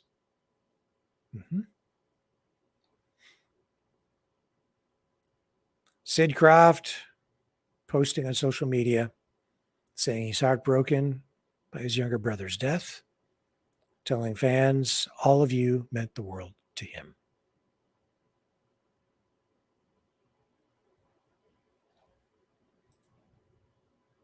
Yeah.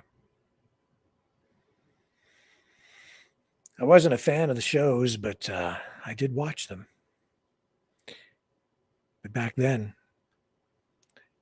in 1969, as a kid, we only had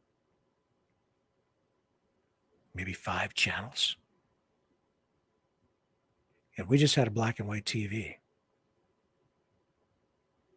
Maybe that's why I'm so weird today. I was spoon-fed my information through the boob tube. 5 channels to start with. And it's been steady growth since then to a 500-channel universe, and now the internet, with infinite hours of programming provided by an infinite number of producers in an interactive medium, taking us into territory where no one has gone before. Buckle up. The ride is just beginning.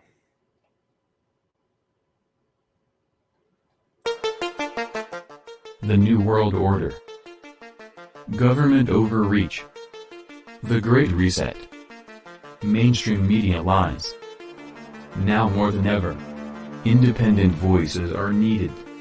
Donate now at freedomreporters.com. That's freedomreporters.com. Maverick News. The antivirus program for your mind.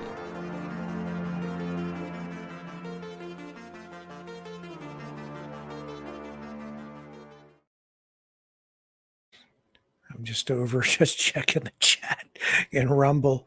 Some of the comments are pretty funny tonight.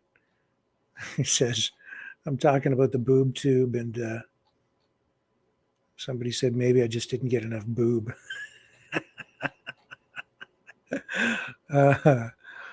Oh,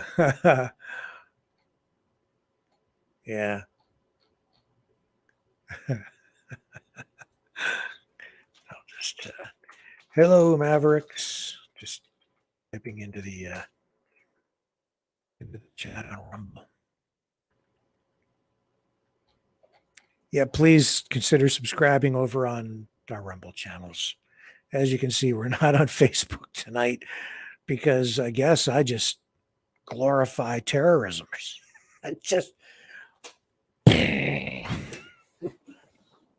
oh, I don't know. I think they have a bunch of kids working in their censorship departments at these social media places. They just they I don't know, man. Like, what's the interview process go like if you're going to work in the censorship department? Do you have any background in media training? No. History? No. English? No. What did you study? Basket weaving 101. You're what we want. What is it? I don't know. Whatever. I've given up, being upset about any of it. It's just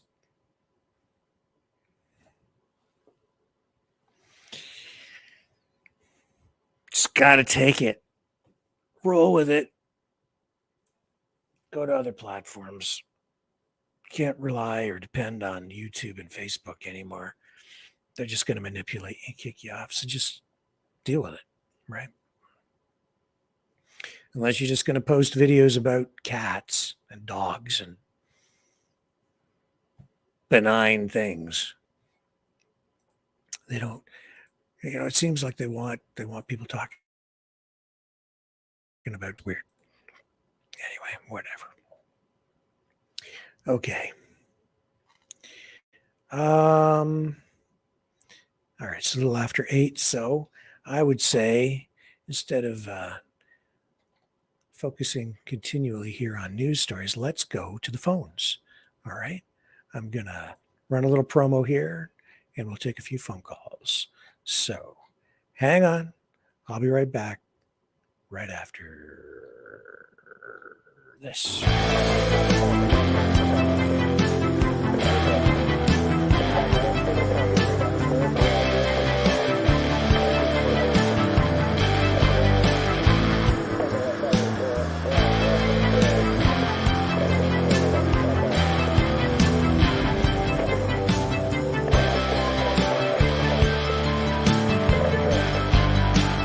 Maverick News. Fighting for freedom. Hey, I'm getting the phone lines set up, and here's the number to call.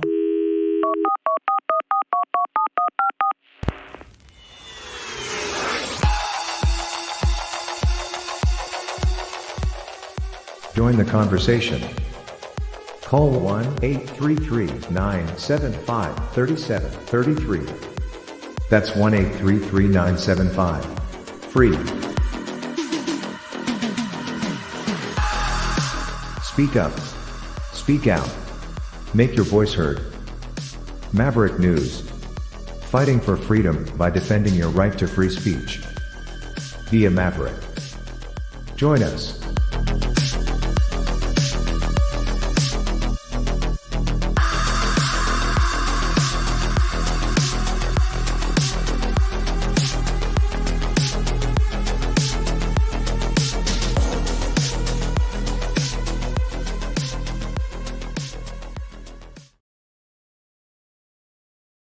Hey, phone lines are operational.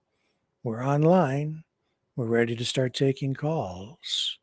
I will put the number on the screen here. The number is 1-833-975-3733. Just a reminder that you can support the show and help pay for these phone lines and cover our other bills by donating at freedomreporters.com. That's freedomreporters.com. You can also donate at maverickdonations.com.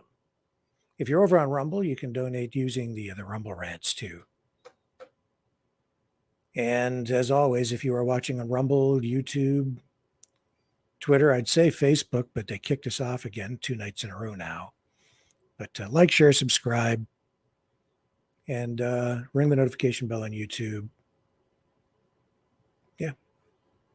And you'll find us with rebroads on our podcast, Cloud Hub, BitChute, YouTube, some other platforms too. And again, we're ready to take calls at 1-833-975-3733. Let's go to our first caller of the night. And here he is, the man. Oh, hang on. Got to bring him up there. Why isn't he coming into the system? Maybe the internet's giving us some grief again. Says everything's fired up. Looks like we're connected. And I don't know if we're running or not. Yeah, we're running. Come on, computer. There we go. There you go. You got it now. Finally. Hello. How are you tonight? I'm pretty good. Great weekend, Rick. I'll tell you about the Sasquatch sightings in Toronto.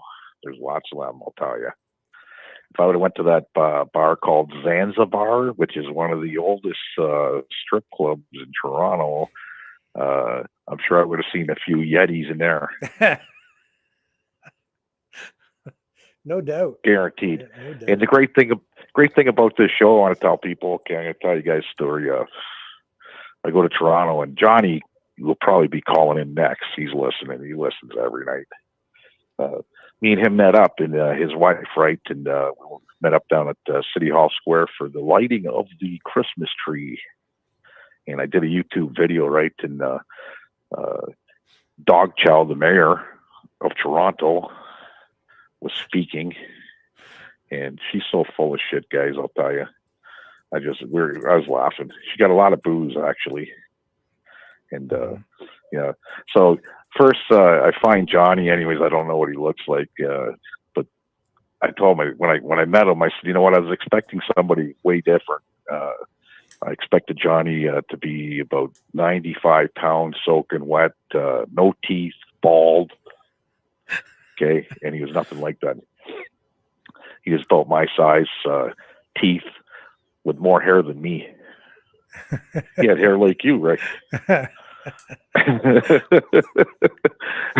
So we went out. We had a few drinks. We wound up at this Imperial bar he takes me to, right, on Queen Street, and nice little pub, great pub, right. And he's a funny guy, I'll tell you. We had some great laughs, and his wife, right, great people. And my daughter came out anyways, and we're drinking a few beers, and I had South Korean grill the night before, so it was a little gassy, right? I don't let them rip at the bar, it's just inhumane, right? So we went outside to have a cigarette, and Johnny's behind me, and I let out a great big fart. First, I said, "Hey, Johnny, can you grab that?" He says, "What?" And I let out a great big fart, right? Well, not knowing that there's a couple Japanese tourists FaceTiming. Right, and they caught it on their FaceTime. Oh, and they look over, and they start laughing. Johnny and his wife just start laughing. So, I said, "No, you were." Sorry, I'm just bringing up your I'm bringing up your Facebook page here, showing people what you're talking about. I think it was on YouTube, actually. Was it? Because there's like the video with Johnny. Looks like the food thing. At there's restaurant. A bunch. Yeah. Oh yeah, that's me and my daughter having South Korean barbecue. You can bring that up. It's pretty good.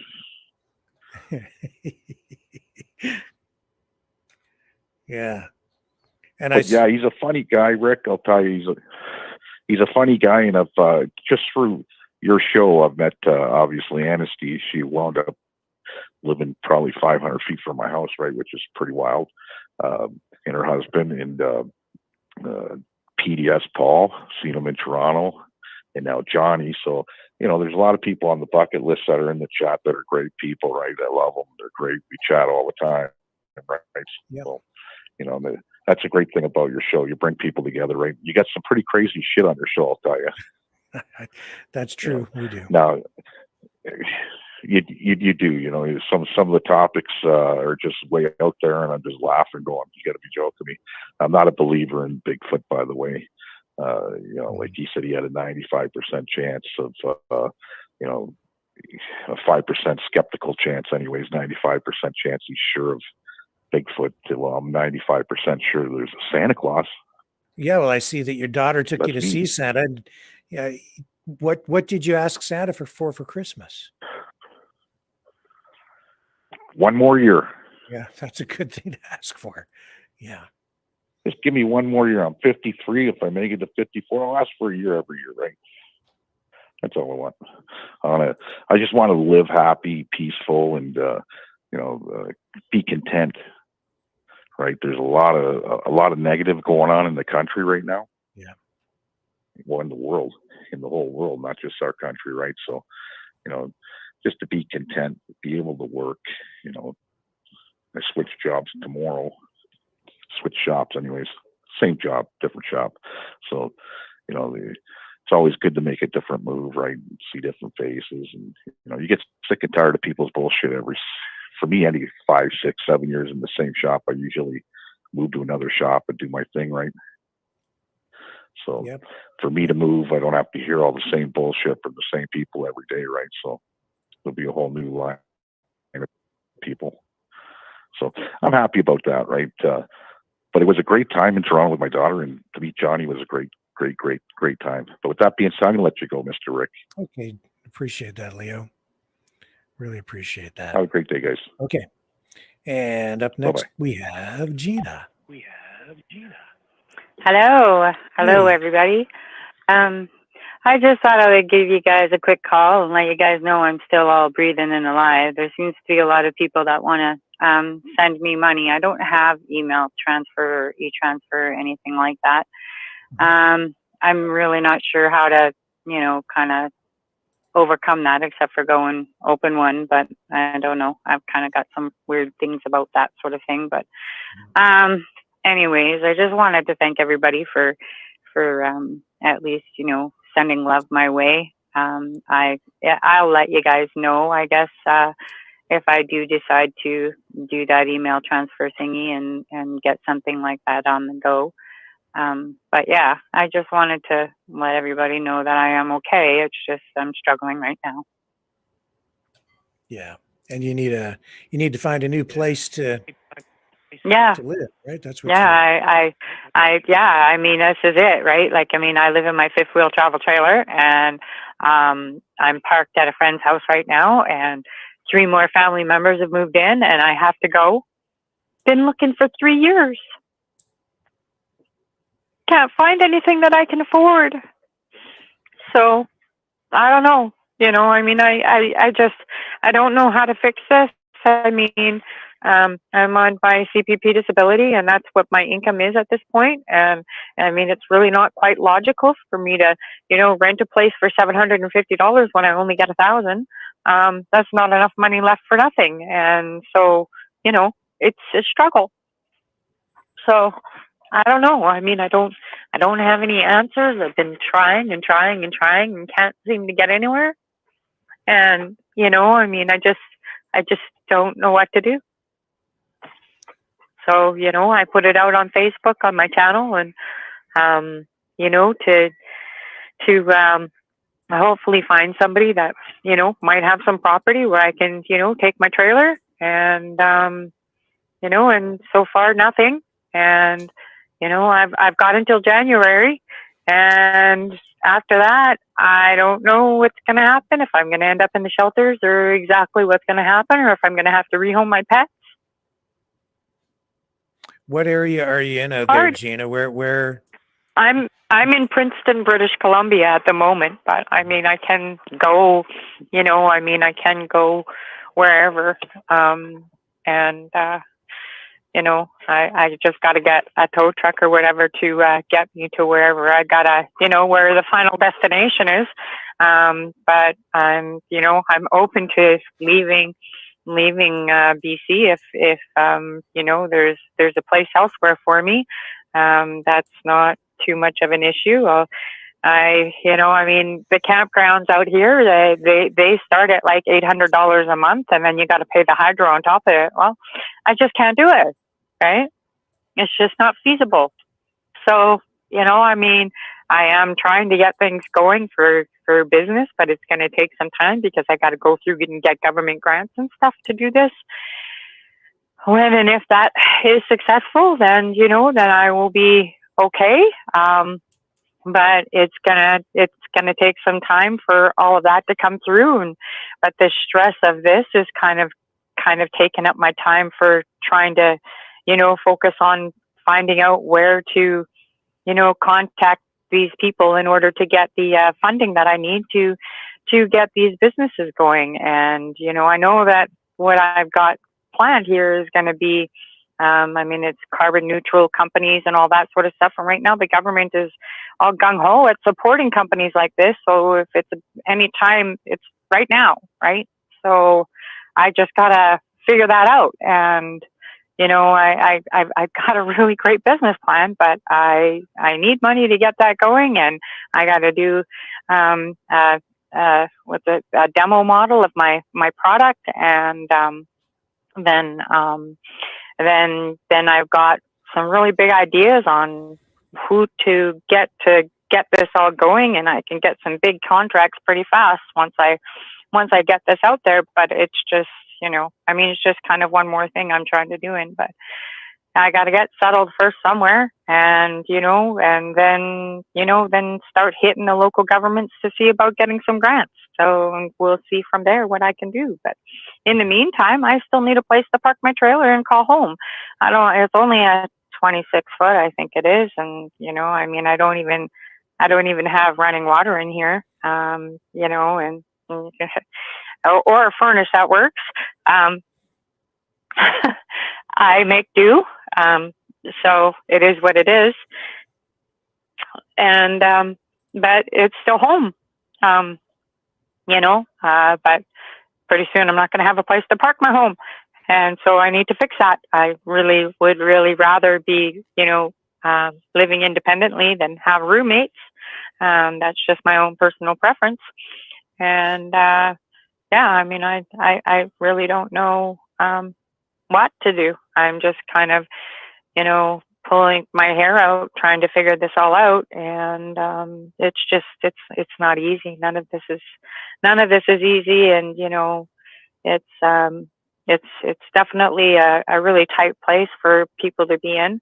And, for myself, it's, I've helped other people get through things like this. And, the biggest problem is money. And, because I'm already on the CPP disability, that's where my funding comes from, right? So, but it's not enough, right? If I didn't have my widow's pension on top of that, that's the two from CPP, I wouldn't even be getting my $1,056 a month that I do get. I would only be getting like $649 or something stupid like that, and the rest is the widow's pension. So,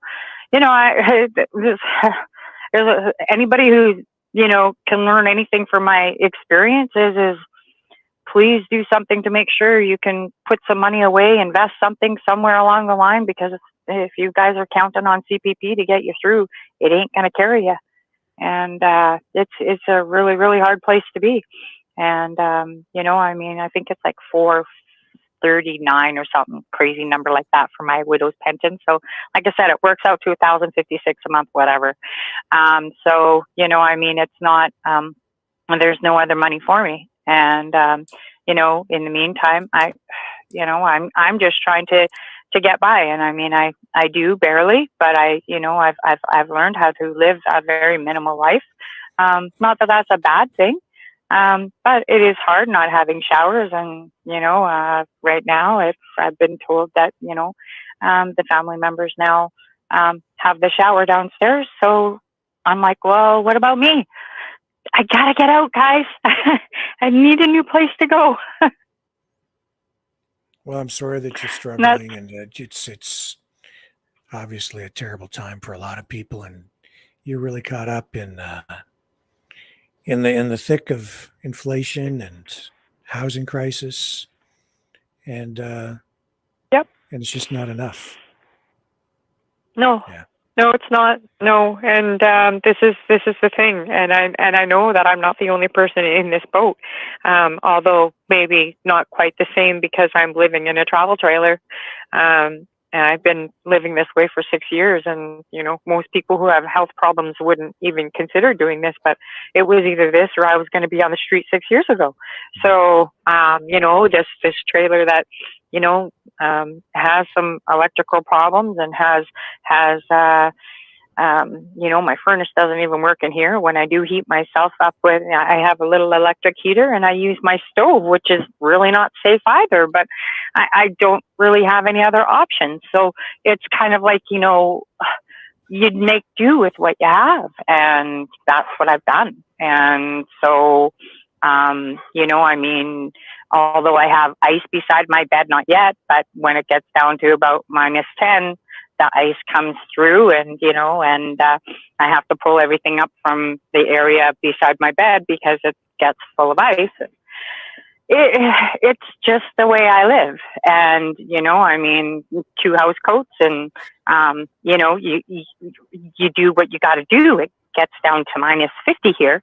And, but it's like, well, I didn't have anywhere else I can take my trailer where it's not -50, if you know what I mean. And so I could go down to the coast, but the problem with that is they're put in all these new bylaws and stuff, and especially in BC, they're coming down on everybody. Everybody that I've talked to about this whole thing, they, everybody says yes, and then they check into what the government's doing with the bylaws in BC, and they're trying to stop everybody from allowing people to have trailers and people living on the farms even. So it's a big problem. It is a big, big problem. And so, that's just the way that it is, right? And so they're, crowding you into the campgrounds, but people who are living, on $1,000 income can't afford $800 plus hydro. That there's going to be no money to live. I don't know what the heck is going on with it. Government. I don't understand it. None of it makes any sense on what they're doing to us. But you know what? This is my fight. And you know what?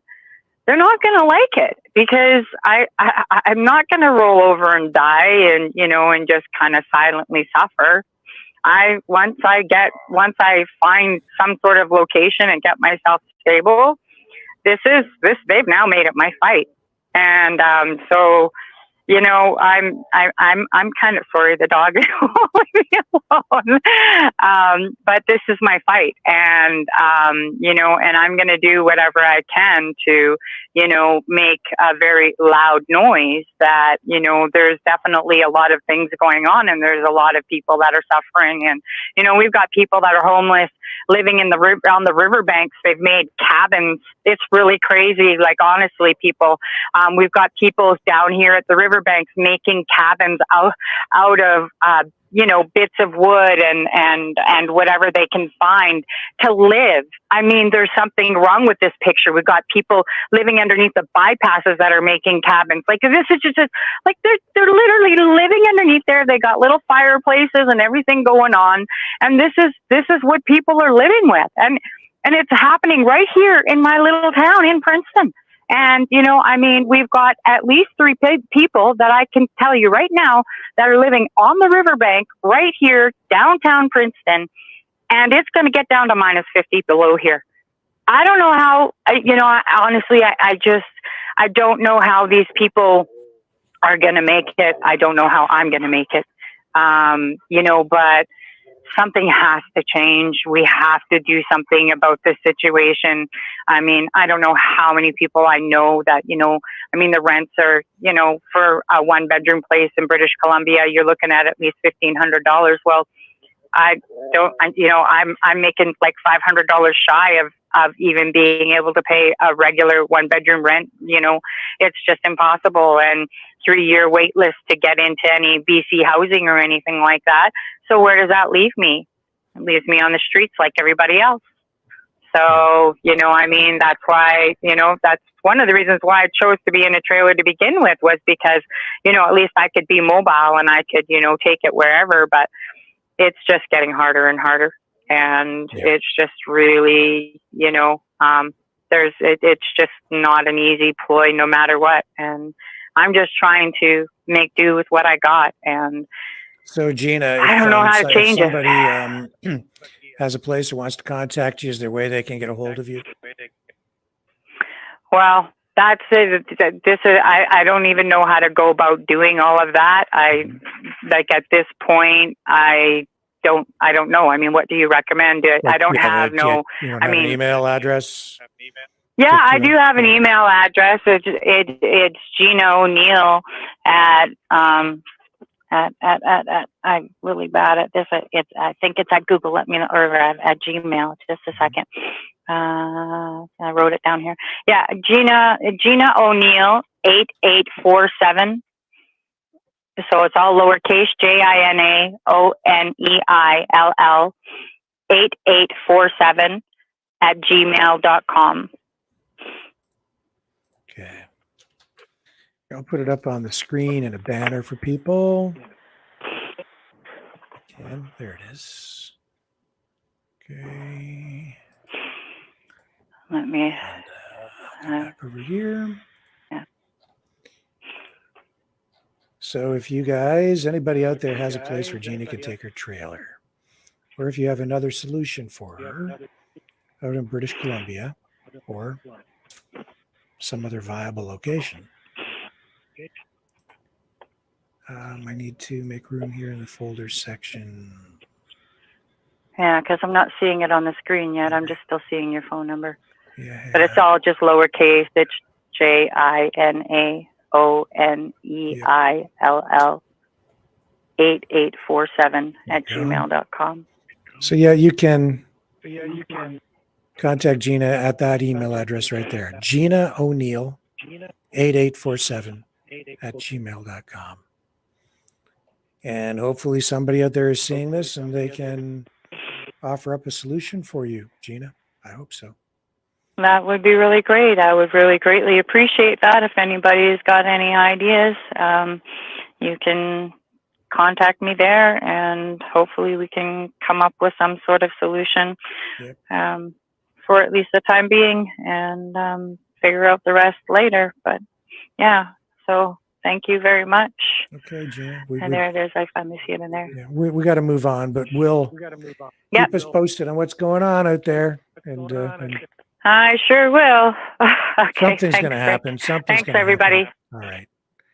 I hope so. I hope so. All right. Thanks, everybody. Blessings. Talk to you later. Okay, Bye-bye. We'll talk to you again soon. Bye. All right. Go ahead. You're up next. Go ahead. Sasquatch here. Hello, John. How are you She tonight? can go live with Sasquatch. He's probably got a nice big mansion up in the woods. No, I feel sorry for Gina. It's tough. The situation she's in, I feel for her. But the first thing I would do if I was her is get the hell out of BC. That place is the most expensive place to live in Canada. Yeah, right? especially in Vancouver area. So, yeah, I have friends that couldn't afford in her situation. One person moved to PEI, and they love it there. Another couple, they moved to New Brunswick, and they're having a real good time. Another guy sold his house here, him and his family, and they moved to Newfoundland. They said they got a big ass house for less than half the price, and they like it out there. I know people renting in New Brunswick, and the rent there is like $400 a month. $400 a month, Gina. You know, like where's that in New Brunswick? New Brunswick, and and the people are really good, and they're close to town. A lot of people work under the table there, and they give you more money for government subsidized. They give you more money there. Yeah, they do. Same with Newfoundland. That's right. Yeah. Yeah. That's what they were saying. And you got to get out of BC. If you're in the situation you're in, and you got no family, no friends, no nothing that can help you, you got to get the hell out of there, man. You know, me, I would go up north if I had a trailer here. I can go on Manitoulin Island on the reserve. I know a lot of native people there. They give us. I already got a piece of land there facing the Georgian Bay.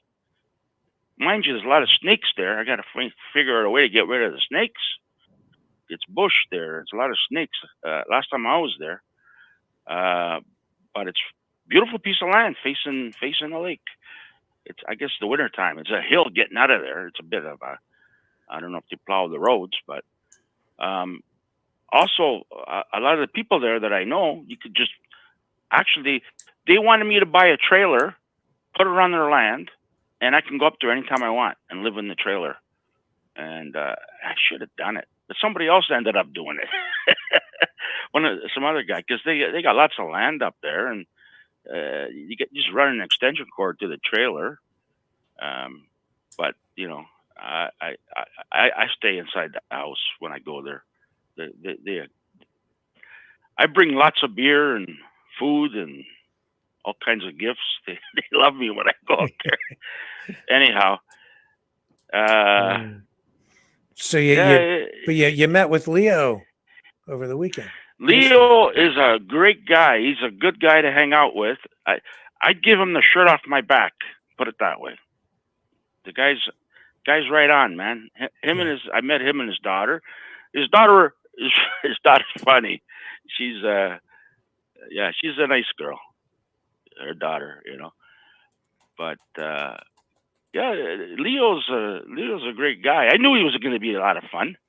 The girl that lives here, I brought her along. I said, "Come on, I don't want to meet him." I said, "You're going to get along with him really good." I'll tell you, the guy's on your league there. You know, she well 3 or 4 times she said, "I liked Leo. He was a lot of fun." You know? She had a real good time. So that's awesome. Yeah, it was great. City Hall was disappointing. I went there, and it was the bunch of idiots there. I don't know what goes. They got the whole place fenced off, with these fences, and they're doing construction on Queen Street. And what the heck? Getting out of there, it was just like I said. If this was an emergency, people get trampled. There's no help, man. You're done. It was. Leo was filming it, and then Dog Chow. She's got a big emblem of a Chinese dragon there now. You know, Chinese New Year. Like, this is Canada, man. Chow, wake up. Wake up. I don't think she likes the native letters they got there. She probably like to take them out, put Chinese there. China Tire. Something. I'm telling you, this city. I don't like going downtown, but I have to go. I have to go because that's where all the action is. You know. If you don't go downtown, then you live a boring life. You know. But downtown was a lot better 20 years ago. Let me tell you. It was bars everywhere, nightclubs. The streets weren't as packed as they were today. Everything was a lot different. It wasn't crowded. Like last night, we left the bar. I don't know what time it was, 11 o'clock or something, and walking down Yonge Street, it was just packed with people everywhere. I go, I don't know. That's the first time I did that because I usually just go in and out. I don't walk around. But last night I wanted to walk around a bit and just check it out. Yeah, Rick, it was fun. You'd like it. You would have had a good time if you were there. I'm sure I would. Anybody here on this chat would have had a good time. I'm telling you right now.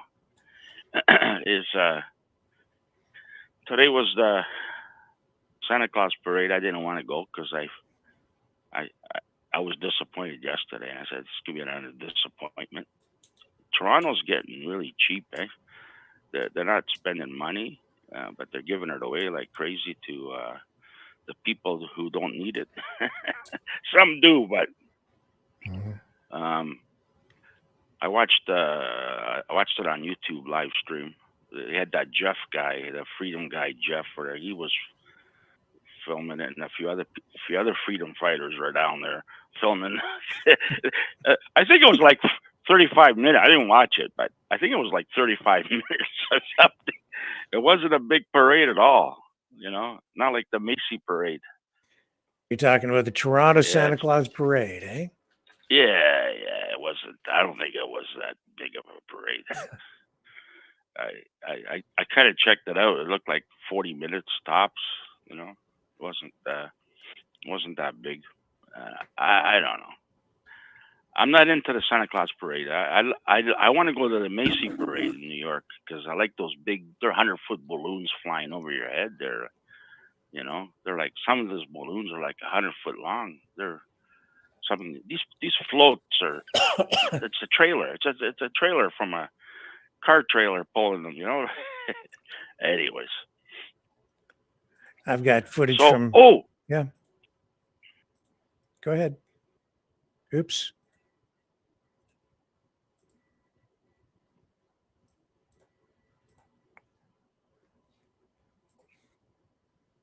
Sorry, I took you off the screen there for a second, John, but you're just to bring people up to date because I took you off the screen for a second. John's talking about the fishing show at the International Center. So what's going on there? Friend of mine, he's working the ticket booth at the fishing show at the International Center by the airport.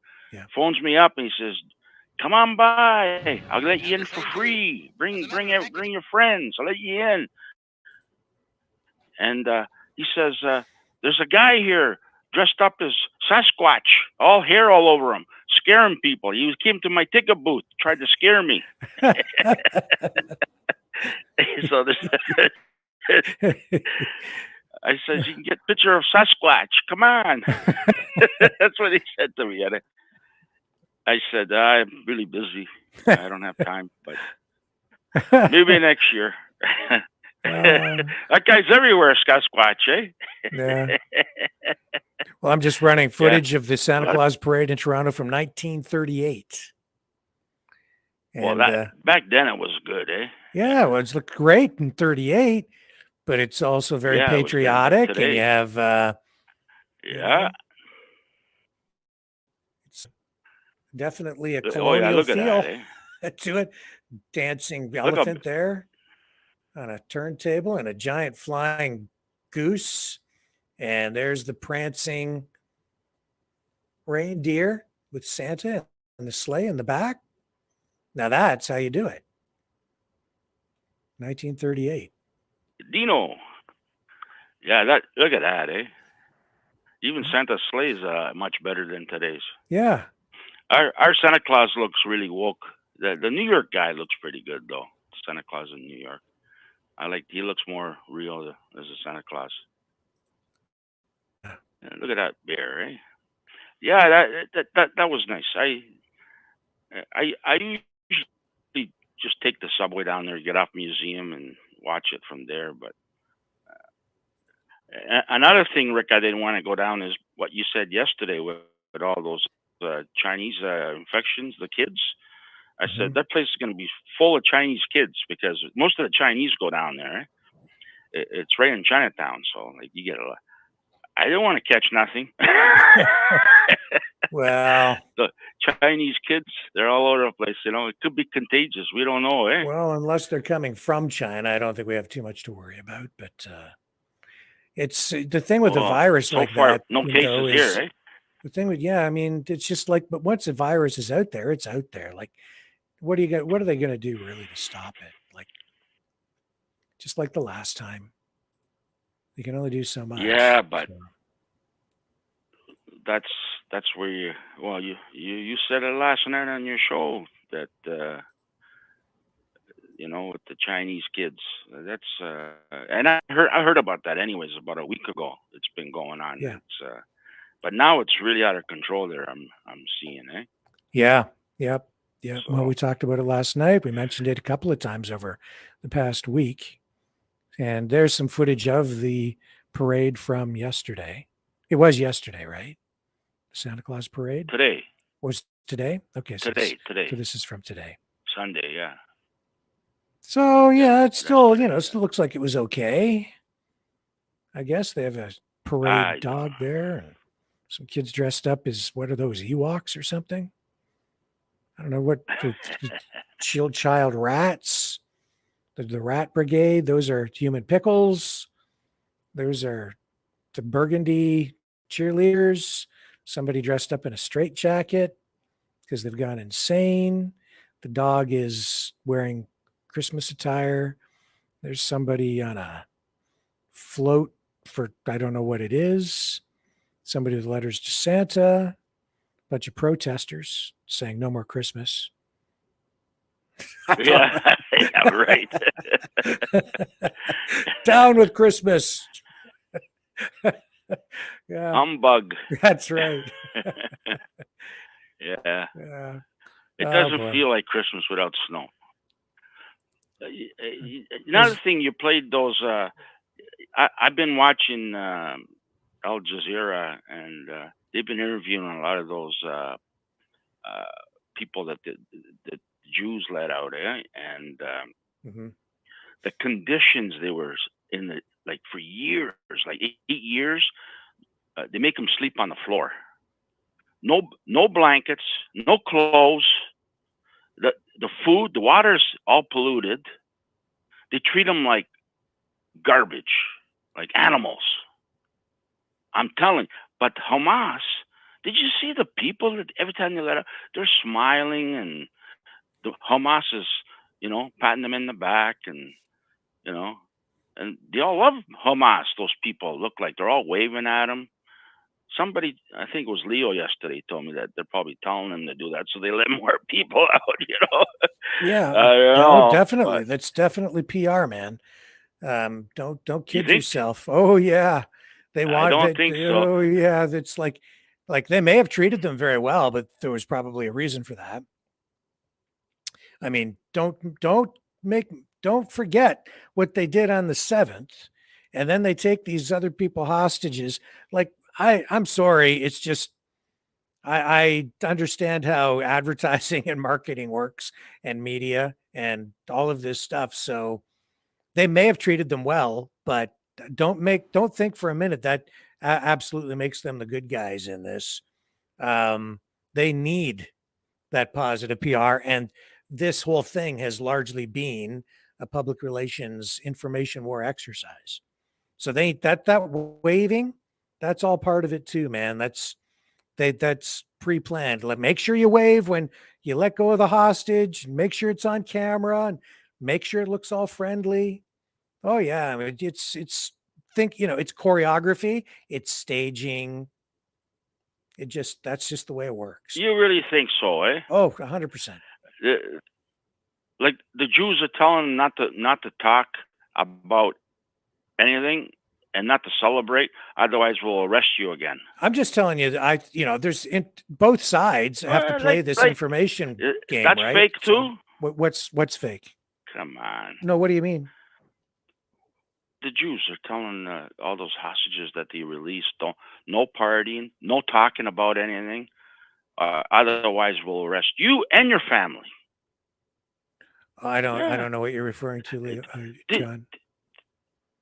And the hostages that the Jews, they let 45 hostages or whatever. Yeah, they're not allowed. They're the not Israelis allowed to celebrate. Not allowed to talk. The Israelis released a bunch, so you're getting them interviewed, I guess, on Al Jazeera, and then and Hamas released some on the other side. So they're not allowed to be interviewed. That's what I'm trying to tell you. You mean that the hostages that Hamas released, Israel is not allowing them to speak? You're saying, right? That's right. Yeah. Yet. No. The ones that Israel released, they're not allowed to talk. Hamas, they talk. The prisoners that the Hamas ones that were in the custody of Israel, now released to Hamas, they're being interviewed, right? On the Hamas side. right? Yeah, Yeah. Hamas and also Israel. They said they're full. They're in good fit. They're everybody's healthy. They're not dehydrated. They're not malnutritioned. They haven't been beaten. They've all been checked out, and they're all in perfect shape. They're probably better now than they were before they went in there. A lot of them. I'm just saying that. But anyhow, it's this guy. Did you see northern Gaza? I don't know if you. It's all rubble. It's all rubble. Everybody's going back to to get things out of their house and home. They can't even find their home. It's all they've leveled north Gaza. It's leveled, just rocks, just disaster. Like, what's the purpose of demolishing innocent people's homes? Tell me. It's leveled, and Israel doesn't want them back to stay in the south.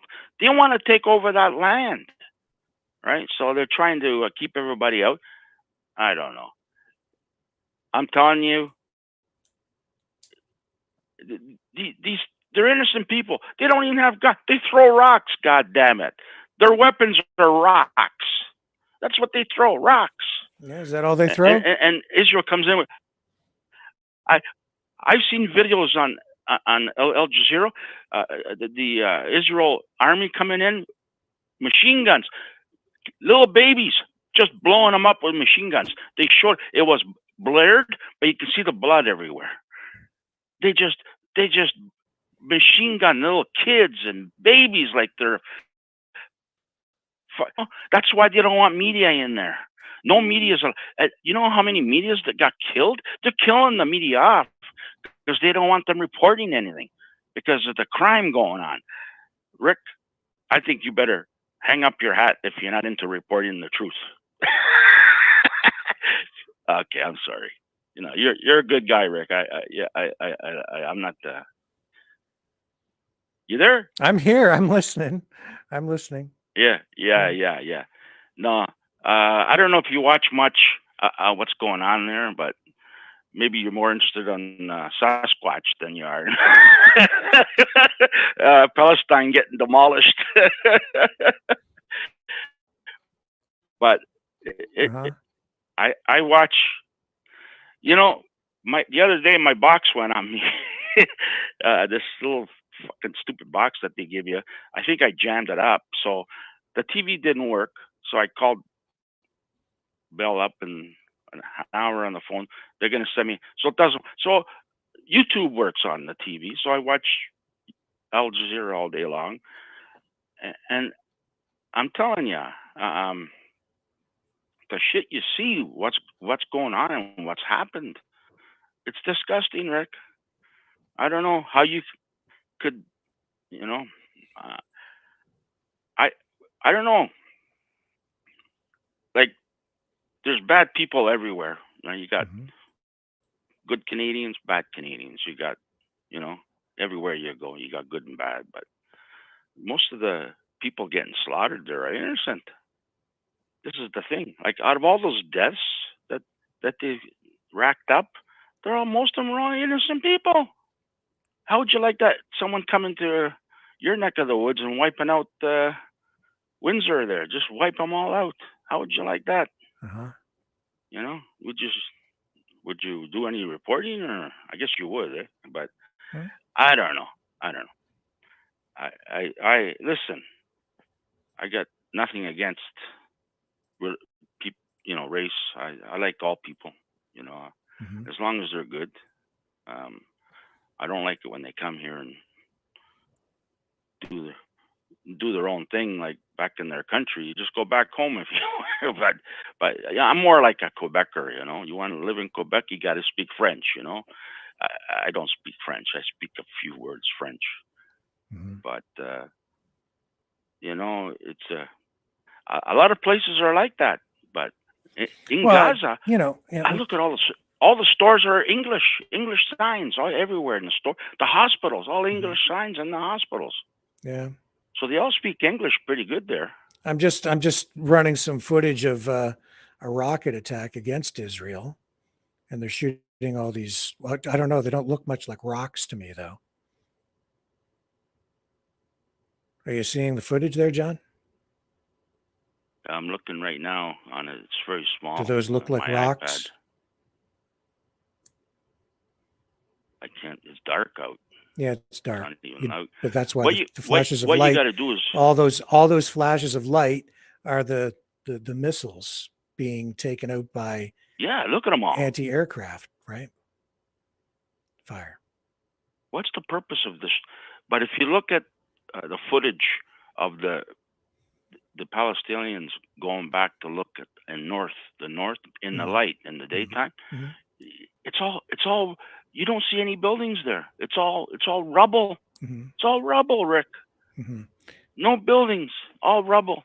And Unbelievable. Israel Like would their be homes rubble are right all now destroyed. too if they weren't able to shoot all those missiles down. And how many are you counting there right now? There's too I many. see what you're saying.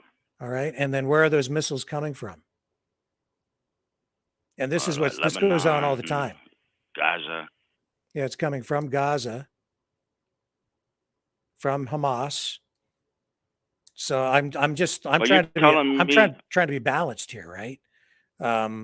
None of those missiles get through. You're telling me they shoot every goddamn missile down? Yep. Nobody's died there. Nobody's died there. Nobody's died. You're telling me sometimes they do get through. Sometimes the missiles do get through. Not very often, because the Iron Dome anti-missile system is so sophisticated and so effective. If it wasn't for that, Israel would have been leveled a long time ago. All right. And I've said this on the show too, John. It's like in my head too, I have this cliche because of the information war and the PR campaigns that are waged, where first thing I think of when I'm thinking of Palestinians fighting Israelis is a young kid standing throwing a rock at a tank. But that's not really accurate. And these guys are being armed by other governments. They get aid from Iran. They get aid from, I won't even mention some of the other countries for diplomatic reasons, but they don't just have rocks. Those are missiles, and lots of them, thousands of missiles. So it's not as simple as one side's got rocks, the other one has it's not like the Palestinians only have rocks and the Israelis have all these sophisticated weapons to just oppress people. It's not quite that simple. I'm not taking a side in this, because there's not going to be a winner. There's only going to be losers.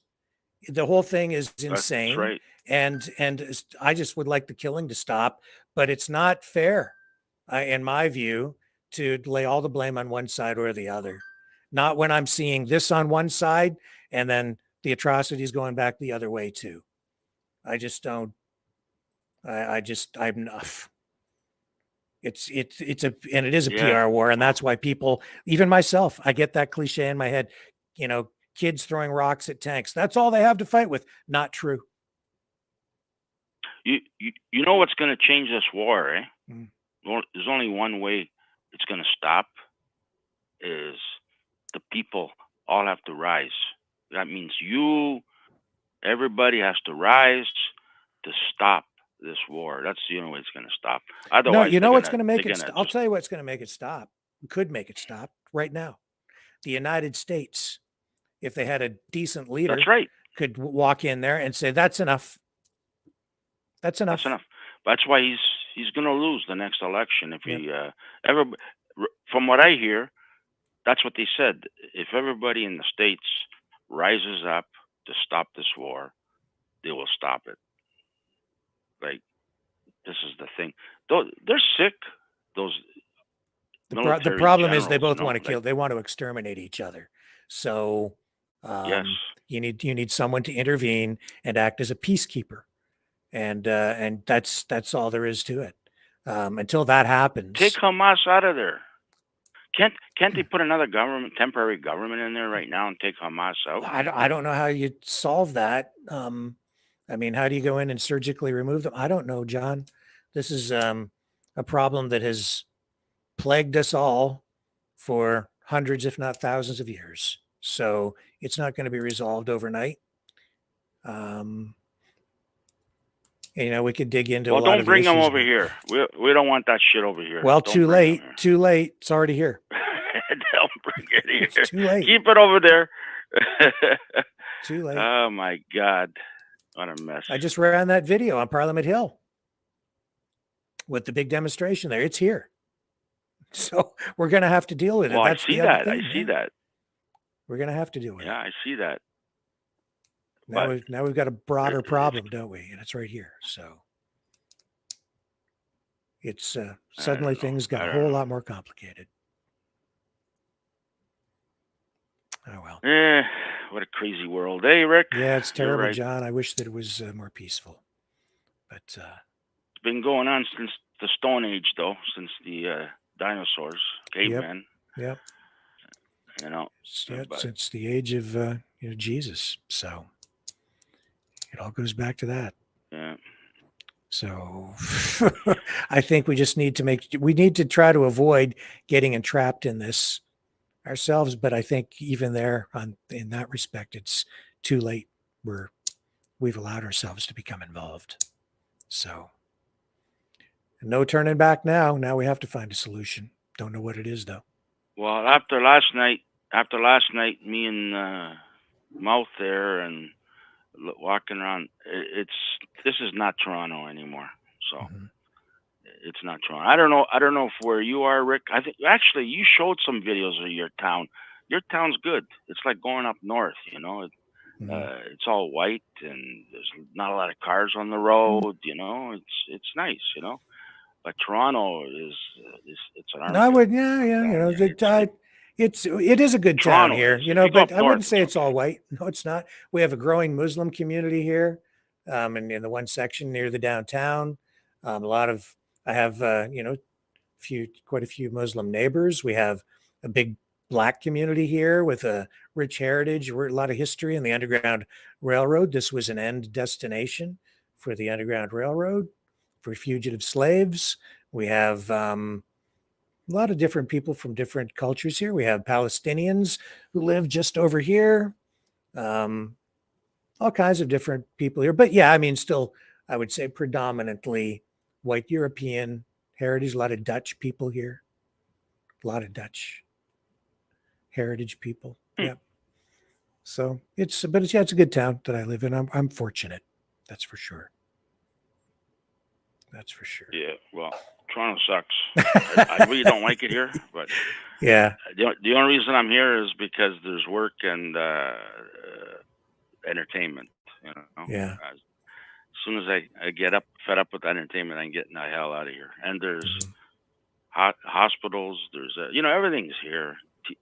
Transit. You got everything. It's just like where I live. You got the 401. You got Don Valley Parkway. So 2 minutes away, you know, like for traveling. It's good. The 407's right up the street too. So I never take it because it's robbery, you know. But you know, I don't know, Rick. Anyhow. Me either, Jan. Me either. I did get your letter and your donation. Thank you, sir, and thank you for wrapping the note in. I got a car calendar. I got a car calendar for you. I put it in the mail. I'm going to mail it out tomorrow. I'm going to the post office. Oh, that's wickedly so you should cool. be getting that this week. Yeah, because it was the picture of the. There's two cars. There's two cars calendars they had. They had the classic and the old cars. I figured you're more of a classic guy, so I got you the classic. Well, thank you. Yeah, that's cool. I appreciate that. That's fun. Yeah, and it was a Corvette. You had a picture of a Corvette that you wrapped everything. Yeah, the white one. Yeah. That was Joe Biden's Corvette.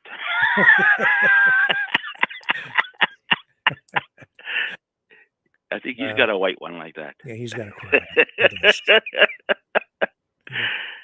And he's got all these files in the back seat and the side. No. But yeah, I got a couple of girl calendars. I like the body girl, bodybuilders.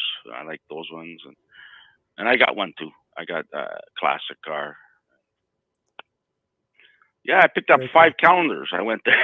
A friend of mine, he owns Rush Check, eh? Oh, yeah. I get my car done there every year, and I get a lot of people going there. I bring over, and I buy him coffees, and his crew, I go there and buy him coffees. Picked up 5 calendars the other day. There you go. Good for you. So excellent. I'm good for calendars this year. There you go. All right. Okay. Thank you, John. Good show, Rick. We'll talk to you again. You bet you, my friend. You have a good one. Okay. All You right. too. Bye. Talk to you later. And folks, that gets us to just a little after 9 p.m. I know we still have a few calls in the queue, but I have to sign off. So I do apologize that we can't get to all the calls tonight. But I do have to wrap up. I've got some other family stuff going on here. And, my parents have been married now 67 years.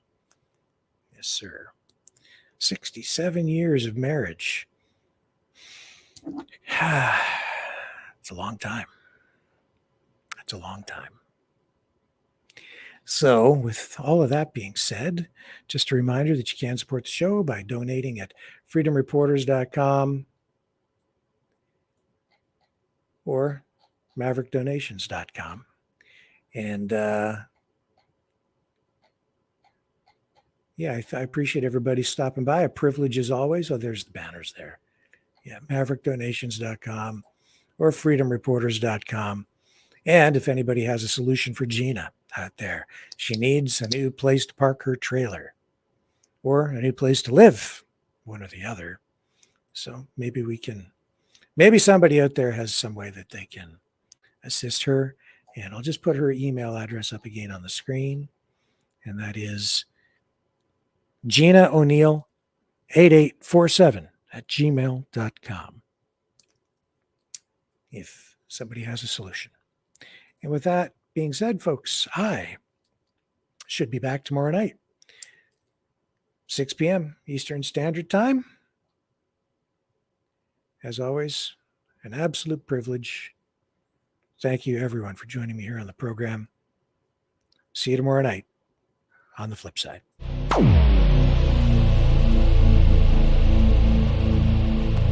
This has been a Maverick Multimedia production.